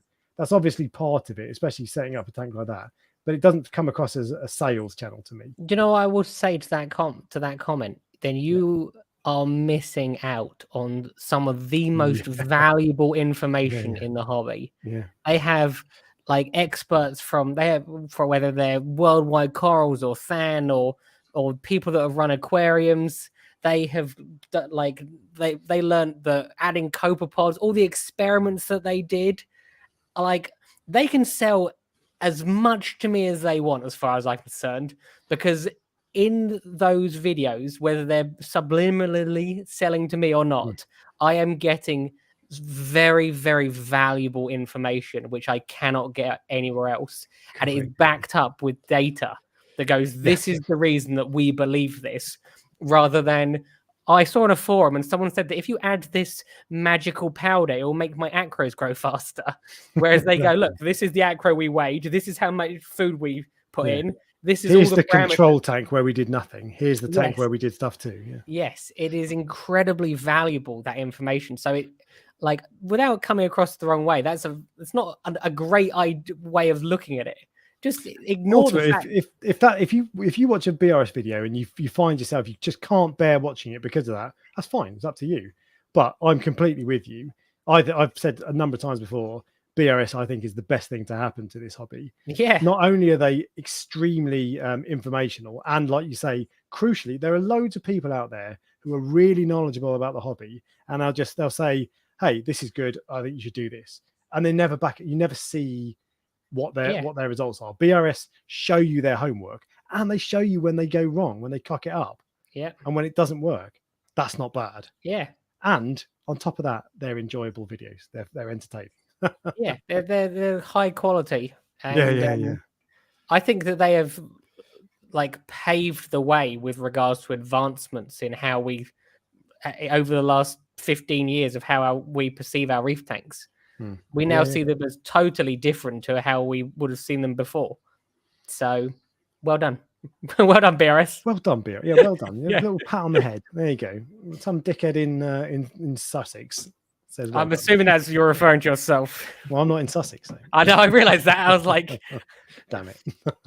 No, I'm some dickhead in Surrey. So they also have the financial backing to be able to do these things. We couldn't do those sorts of experiments. We haven't got like a whole staff of people and 10 tanks, and I haven't got the time as much as anything. Yeah, you're too busy. You're too busy watching their videos and then Googling how much everything costs. Exactly. Yeah. I had to watch that video like 5 times. I can see you just don't have the time, do you? I know. But so I just thought 15 grand. I wish they'd do a cheaper one. Maybe this is to come, but nonetheless, I think that for me is the start of 52 weeks of reefing. That is, you're not that asked about it because you want to see the grouper eat their chromis. But I thought that looked a really cool tank. So far, they haven't given me any valuable information. They've told me what they're going to do, but there's no I haven't got anything valuable from it. I haven't got anything I didn't know or anything like that. Yeah. So that's the trouble with these first maybe 10 or 15 videos. They're all setup videos. They don't get into the meat of it. And there's lots more tanks to come. So you've got a lot more of that, Ryan.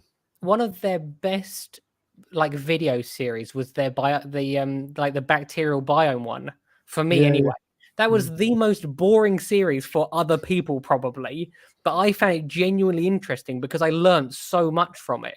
But it was quite a dry watch where they're going, look, on this tank, this is the bacteria in this tank. And this and when you've got to present data on 10 tanks, there's no exciting way of doing it. It's just you've got to say this did this did this. So it was dry. You're right. I was hoping that they would, and they may very well do this. They might go, look, this is what we learned from our biome series. This is how we're cycling this tank. And this is the reason we're cycling at this tank, because when we did the biome series, we worked out that you add copepods on week 3 and that deals with this problem. And that's the sort of information I want, not this is a stony, wavy, stony, flowy. This is what tank. we're going to do. You want to know what we did. Yes, I want to know the details and did it work? Yeah. This is true. But sorry. Go on. I was saying it'll be even more interesting if they take the data that they've learned from other things that they've tested and then it still doesn't work. That would be even more interesting, because if they follow that biome one where they go, look, this is the perfect way to cycle your tank, and then even that doesn't work, they have to go back to the drawing board and go, well, why didn't it work? And what have we learned from this tank? So that's what's interesting to me. And if it does work, brilliant, great. Everyone knows how to cycle a tank. But this is the only thing with that is that a lot of the stuff that they're going over, I know how to cycle a tank. Yeah, there was, as I said, that biome one. I'm not saying I don't find it useful, and I completely agree that biome there was some really interesting stuff in there, but I don't think it's going to change the way I set my tank up. It definitely made me realize that some of the stuff that people are buying just doesn't work. Like what? Like some of the bottles of bacteria, it's not that it doesn't work. It's more the fact that it gives you one strain of a specific bacteria, but a healthy reef tank has like 8 strains in. And until you add those other strains, it's not a complete ecosystem from the bacteria point of view. And until you have that, you have problems with all those like bacterial blooms and things like that. Yeah. You're like, yeah, boring. but just with that though, so that I like with bacteria, I don't really know anything about it. And the trouble is, when you buy a bottle of bacteria, it doesn't say what it is on most of them. Yeah. It doesn't say all of them. And you've got no way of testing. So I'm not really interested in that, because it just, for me, it's like, it's the unknown. It's like, if you pour something in, if it worked, why did it work? Was it that did it? Or because I don't know. I'm not really interested in bacteria. Do you not find it fascinating that where they tested like probably 5 or 6 different tanks, the microbiome tests? Yes, and they had 8 different or 10 different specific bacteria they were looking for, and in each of those tanks, each of those different bacteria were totally different levels. So they all had the same amount in. They all had the same types in, but some had 5% and others had 80% of that bacteria. And so that is interesting, but with that, I'm not really into the science. I'm not deep into the science side of the hobby. So I'm interested to know that, and I'm definitely interested to know the outcome, but I don't really want to know the 10 things that kind of your work. tank. I don't want to know the full detail of everything. I just want to know, okay, so what's the best way to do it, and a bit of why. I don't want the full science. And I think a lot of the BRS52 videos are going to be quite sciencey. They don't feel aimed at beginners to me, which the first series was. This feels more like it's aimed at people like me, actually, who watched the first series and want the second series, and 5 years later have been in the hobby that long. But also the other thing with that tank was that it doesn't feel like a very beginner friendly tank, because they was already talking about like feeding like 5 or 6 different types of food, different coral foods and all this, and it was like, mate, I just want to put some frozen in one today. So but that's why it feels like it's not aimed at beginners, because no beginner is going to be feeding 5, 6 different types of food, 2 or 3 different types of coral food all the time. It's like, but that's not necessarily a bad thing. But it was an observation. Yeah. And that is the news.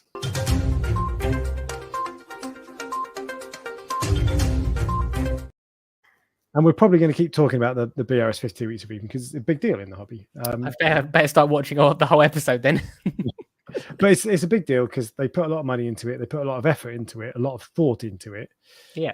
And it's the best. BRS is the best resource for this hobby. Yeah. Fact. I will argue that over any other YouTube channel, any forum, any Facebook group. There will be so many people that have success because of them that Oh, wouldn't yeah, have had completely. success Yeah, before. Yeah. I feel like part of my success is down to them for sure. Yeah. But there, here we go. Mike Bailey loves the science side. That's what really helps. See, this is the thing. That's what really helps his understanding. Some people love the real deep dive. Other people are the other. I'm kind of halfway between. I don't really care about the science. I do, but just not like I don't want to know the scientific names of fish, for example. But some people love that sort of stuff. So true. Anyway, so now I can delete the cost. There we go, it's gone. So now I don't need to keep that. And that means we are on to the fish, Ryan, that you're going to get next. Yes. So, where is this going? This is going. Let me just make a note of the time, as I always do. Do you know what? I now look at fish as well. I now go, if I got that fish, could I get it through quarantine? So a Moorish idol, for example, they're hard enough in a normal reef tank, let alone in a quarantine tank where you're irritating them with copper and stuff like that. Okay. How's the copper going, by the way? Yes, it's fine. It's actually really easy to quarantine fish. It's like really, really easy. Now that I'm doing it, I'm thinking, why doesn't everyone do this? Because it's like I bought the copper that you don't have to do much with, like where it sort of stays at the correct level. It's not like you have to test every day and it depletes. So that's fine. I picked a couple of easy fish where you put a couple of pellets in a day just to keep the ammonia down. Yeah. The black clownfish doesn't eat a huge amount. It does eat every day, but it doesn't eat like it used to eat. There's definitely a noticeable difference. It's affected, yeah. Yes, there's a noticeable difference. How will I feel differently when I put a more finicky fish in there? I'll definitely feel differently when I put that angel fish in there. Yeah. It's much easier than I thought it was going to be. Yeah. It's genuinely, and if you tried it, you would go, "This is easy." Like you've quarantined 2 fish, is all I'll say, and they're of course. That's what I'm saying. Based on my experience so far, I've quarantined 2 clownfish. Clownfish, yeah. And as I said, well, you can even say, as I said, one of the clownfish is noticeably affected.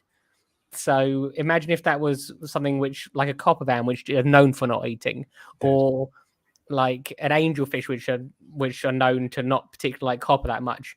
What is it? Boxfish, cowfish, some wrasses, they like literally cannot be quarantined, or the copper affects them badly. So they can be quarantined in a different way. Tank transfer method or something. Yeah, what I'm trying to say is that it's easier than you think it is. It's not cheap. It is not cheap. I can tell you that. No. What's the cost? Oh, well, the Metroplex, which I ordered from America, cost me £100.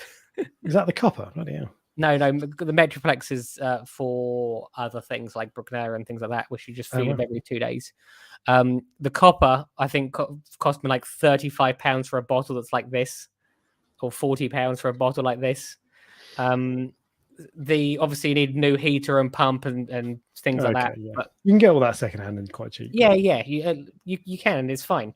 But yeah, pretty much. I'll be honest with you. Quarantine them now. I literally just put food in every day. That's all I have to do. Put food in. And I put the Metroplex in every 2 days. That's it. Mm-hmm. So it's no different having a nano tank. You hate nano tanks. I hate nano tanks, but I haven't got any coral in it, so it's fine. Okay. So that's going well. So you could a lot of people want you to get a cowfish. On my list of fish that I think you should get are a yellow boxfish. Yeah, see, boxfish are one of those. As I said, they're one of those fish that they don't quarantine easily. They are known for not eating. Like you can put one in your reef tank and it won't eat anything, and it might survive by going around and nipping a few crustaceans here and there. But I don't think it's going to be a high possibility of success, because I genuinely think that it is harmful for them to some extent, or not harmful, but like it does have a negative impact on them. So I don't think that some of the more difficult fish, like copbans and boxfish, will be. I won't have a higher success rate with them. I'll have a lower success rate with them. But we'll see. Okay. But then, if they do come out of it, you'll know that you're all right. Your tank's all right. Yeah, I will have a very different method of quarantining with those fish than I did with the clownfish.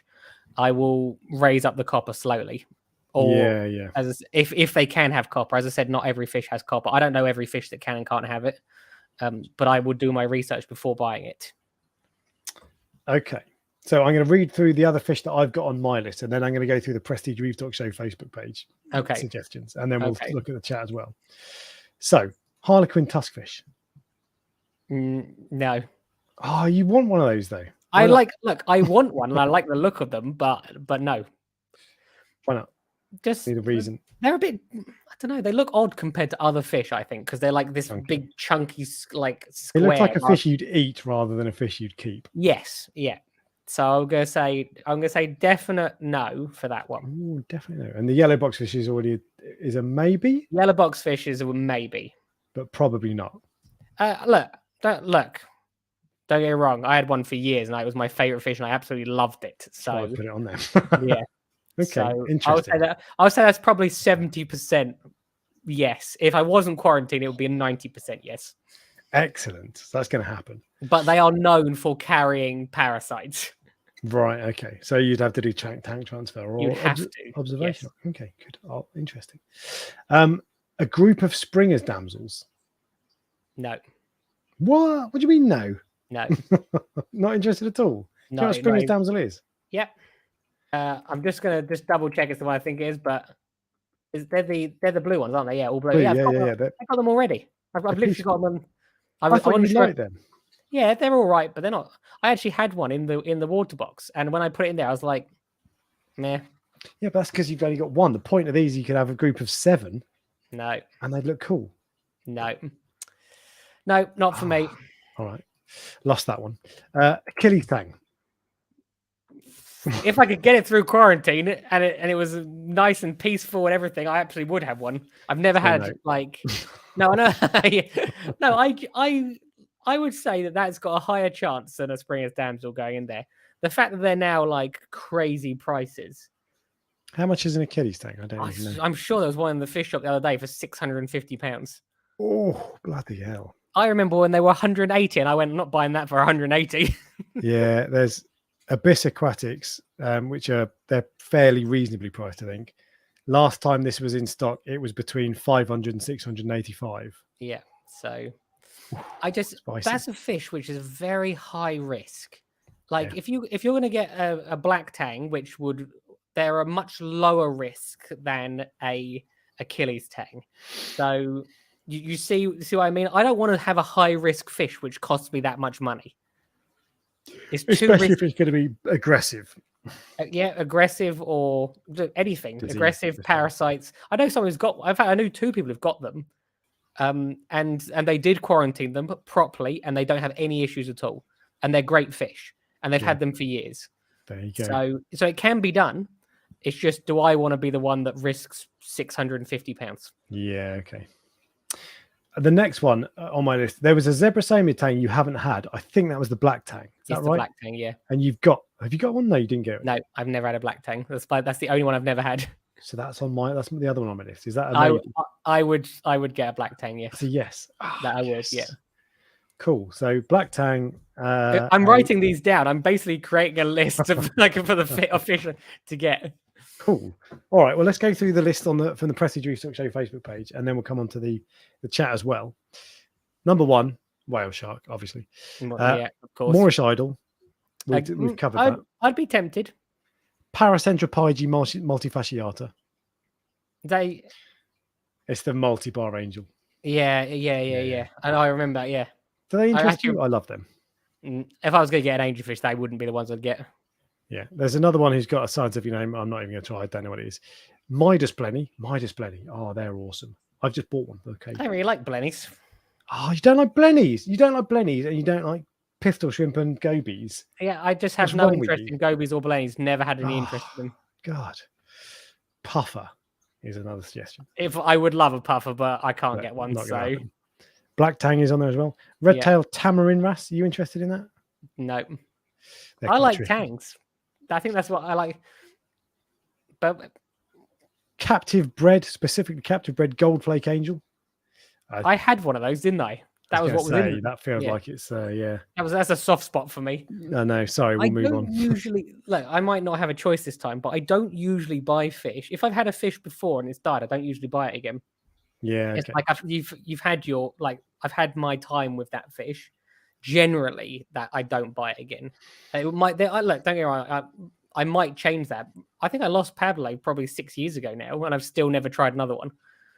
So you're 70% on the. Yes. I would, yeah. Trust me, I've seen these little tiny little baby ones. Yeah, those little tiny ones that I've been tempted many times. Next comment. I don't remember signing up for this. I hope you're buying. That's you. Yeah, that's me. Golden dwarf angelfish. Or potter's angelfish. They're the little ones that you never see. I would have a potter's angelfish, and I would have a golden angelfish as well. I'd have a potter's angel if I could get. I'd have a potter's wrasse if I could get one. Australian stripey. No.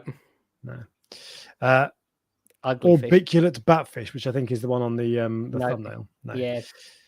Clown trigger, aggressive. No. A large group of barnacle blennies. You don't like blennies? Do you know barnacle blennies? They're cool. I know what barnacle blennies are, and they're funny. They're a bit more interesting than. Look, don't get me wrong. Look, I probably will end up getting gobies and blennies. I don't know why. I just haven't.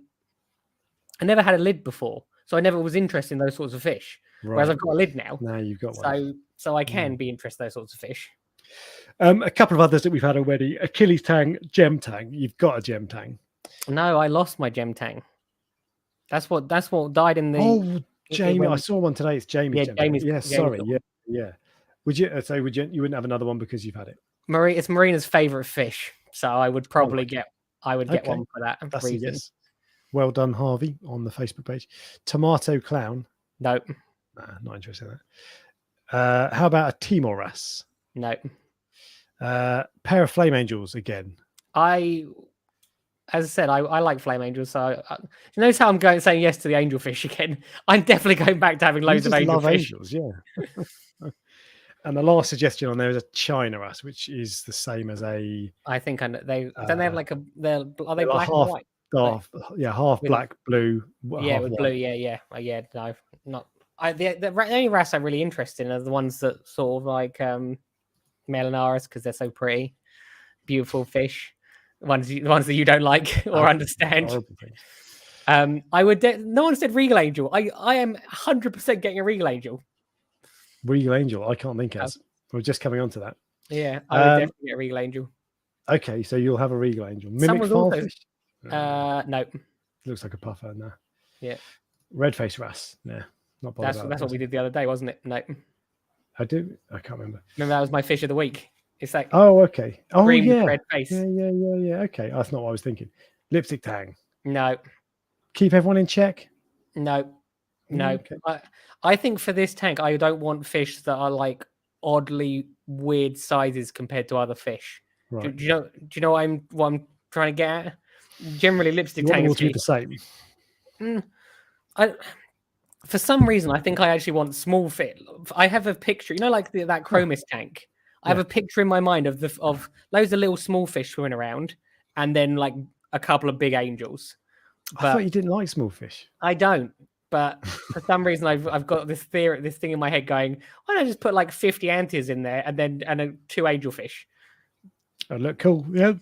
This is what I've realized. I realized from having that tank empty for the last probably almost 3 months now, I reckon. Yeah. I don't need fish for algae control. Most people you will do when you've got fish and you're putting more food in there. You will. Yeah, true. Yeah. Because you'll get algae in on a frag plug or whatever, and it'll take over. Oh, there's definitely algae in there. It's just the urchins deal with it. I've got 8 urchins. Okay. What more do I need? Yeah. Okay. We'll see about that. Someone suggested pyramid angel. I think that means pyramid butterfly. I don't think there's such a thing as a pyramid angel, right? Not for me. Someone said an annularis. I definitely wouldn't get an annularis again. Didn't you? Yeah. I actually wonder if that was the fish that caused the problems. Really? I don't know. Look, I genuinely don't know. But when I got one, it wasn't. You know how sometimes you go, oh, I really want this, and then when you get it, you go, it's not what I thought it was going to be. That was what the annularis was for me. Disappointing. Yeah, and I think it's because I got some other angelfish which were way cooler than the annularis. I would definitely have a blue face again. And I would definitely have a majestic again. Like, I would get them again. They were such cool fish. Reef Keeper Archive says, algae control, I've got copepods for that. Not a single cleanup crew in my tank. I mean, if it works for you, cool, but it's not going to work for most people. I love rock beauties as well. Someone just said rock beauty. I love rock beauties. I don't know what it is. Because a rock beauty is basically very similar to a bicolor angel, but bigger. Oh, okay. Yeah. I don't know what I love. Every time I've seen one, I've gone, wow, that is such a cool fish. Looks very similar to a bicolor.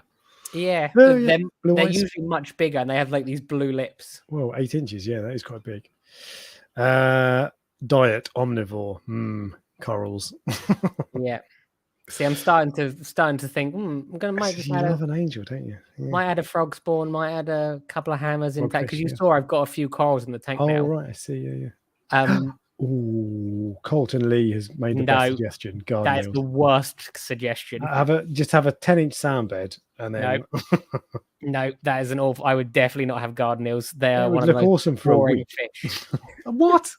They're boring. Boring. I mean, difficult and too much of a compromise, but boring. What? They don't even swim around. They're boring. They come out. They like go whoop whoop. There is essentially like having like just grass in your tank. Sometimes I feel like I don't even know you, man. Yeah. What? No, not for me. I don't see the attraction. They're the coolest thing in the world. Splitfin flashlight fish. Never heard of that. Splitfin. I can Google. I can assume what that is, but I don't know if that's what I think it is. Light fish. Oh, it's horrible. It's like food. Is it what I think it is? Yeah, it is what I think it is. Yeah, where they got presumably a deep water fish. Yeah, they create their own light, I think. Oh, really? Okay. Yeah. All right. Well, he suggested it 4 times, so you got to get it. Really want it. All right, and there's loads more, but so what were the ones that were possible yeses? What did I write down? Yeah, I wrote boxfish, Achilles, black tang, Moorish idol, Potter's wrasse, and gem tang. Potter's wrasse or Potter's angel? Oh, no, sorry, Potter's angelfish. Yeah, okay. I wrote potterfish is what I actually wrote. Yeah. Oh, cool. So there's some good fish on that list. Yeah, as I said, I wonder if it would create an interesting aesthetical look if you just filled it with antheas and had just one big angelfish. I'll just have a grouper in there or something, you know. No, not a grouper. No, you know what I'm trying to. You know what I mean? Like, yeah, I think that would look cool for a week, and then you'd be like, but I'd be up for seeing you try it. Yeah. I think it'd be popular on YouTube because it's different. Yeah, I don't know. I wouldn't want to do chromis, like a whole tank full of chromis, or any other damselfish. I don't think. Why not? And antheas, why wouldn't I want them? Don't know. They're a bit. I've never had antheas. In all these years, I've never had antheas, whereas I've had chromis. I've even got some in the coral farm. So you wouldn't have chromis because you've already had them. Yeah. That's the thing I'm struggling with this tank.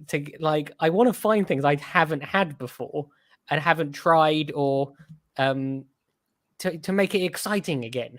And that's what I loved about the angelfish. I loved that tank so much where there was angelfish in it. And now I'm like, I've sort of it burnt me a little bit, and I lost a little bit of that feeling for it. But as soon as I start putting fish back into it, which is now a long process with quarantine, you build it back up again. You get that feeling again. So, yeah.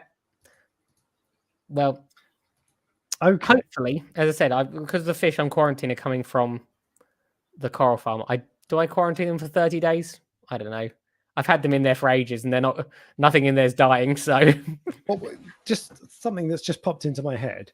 Would you ever, and this would be not necessarily a thing you do for everybody, but for special customers, would you sell quarantined fish? As in, you just do the quarantine process basically, and then sell it for £100 more, or whatever. I haven't got it set up to do it like the way I scale. Yeah, I've literally got one tank, one 70-litre tank.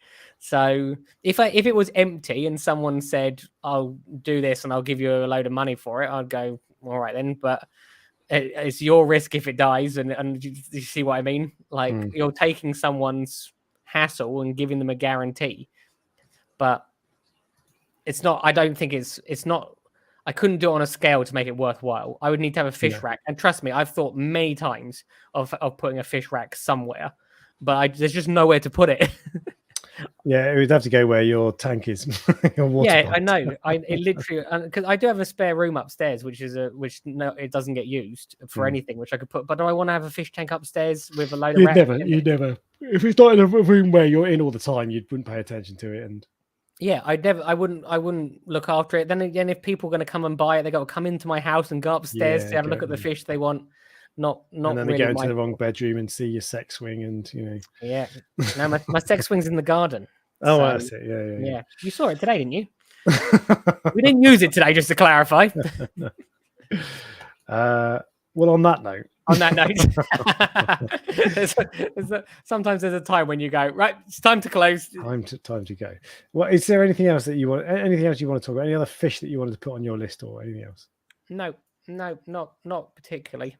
No, as I said, a lot of these fish, they're nice. They're nice fish. In fact, if you look at these fish that I've put on my list, boxfish, hard to keep. Achilles, hard to keep. Moorish idol, hard to keep. Potter's angelfish, hard to keep. Gem tang, expensive, not so much anymore, but still expensive. Black tang, ridiculously expensive. So I have a type. I have a type when it comes to fish, clearly. Yeah. So, So no wonder I don't have success all the time. Well, I feel like we've made some progress, and I feel like there have been some good suggestions from the Facebook group, from the chat, and I think you've got some progress. So we will look forward to. We will report back when you buy the fish that has been suggested today, and then we've achieved something. Oh, is it literally the next fish? No, it doesn't say it has to be the next fish. So what fish? Okay. It would be nice if it was the next fish. Oh, okay. Well, as long as that's convenient for you. But if you could get it by next week. Yeah. Because I'm on a schedule here. Yeah, true. But no, that's the one thing I don't like about doing a tank setup video on YouTube, is that you feel like you have to do a video every week. And I've done one video on the cade because I don't want to rush it. Anyway. Yeah. I know what you mean. But one thing actually that's just popped up in the chat. John Wright, did anyone see Andrew Sandler gave $10,000 to Macna's Fund for Restoration of Corals? I did not. So he's talked a lot about philanthropy. Yeah. But that's the first time I've actually seen anything, because he talked a lot about helping schools and stuff, but that's not philanthropy. That's like sharing. But giving 10 grand away for restoration of corals, especially if it's in Florida, in America, where they've got problems there. Yeah. Cool. Love that. Got a lot of time for that. Yeah. But yeah, he's becoming he's all over the place now. I see his tank all the time. Yeah, really there's a lot. Let's put it this way: if you wanted to go there, you'd definitely be able to go. You just send a message, go, "Come see your tank," he'd let you in. Probably, yeah. Basically, anyone who's got a YouTube channel or an Instagram account, any following, they're more than welcome, I think, because he wants to get it out as much as possible. Yeah. Which is fun. I like his tank a lot more now than I did 2 years ago or a year ago, whatever it was. It's so full. I haven't seen it, to be fair. I see it on Instagram all the time, and the corals look big. Yeah. It's just very cool. All right. Well, in which case, thank you, Ryan, as always, for joining. Thank you, everybody, for watching, and we will catch you all next week. Brilliant. Bye, guys.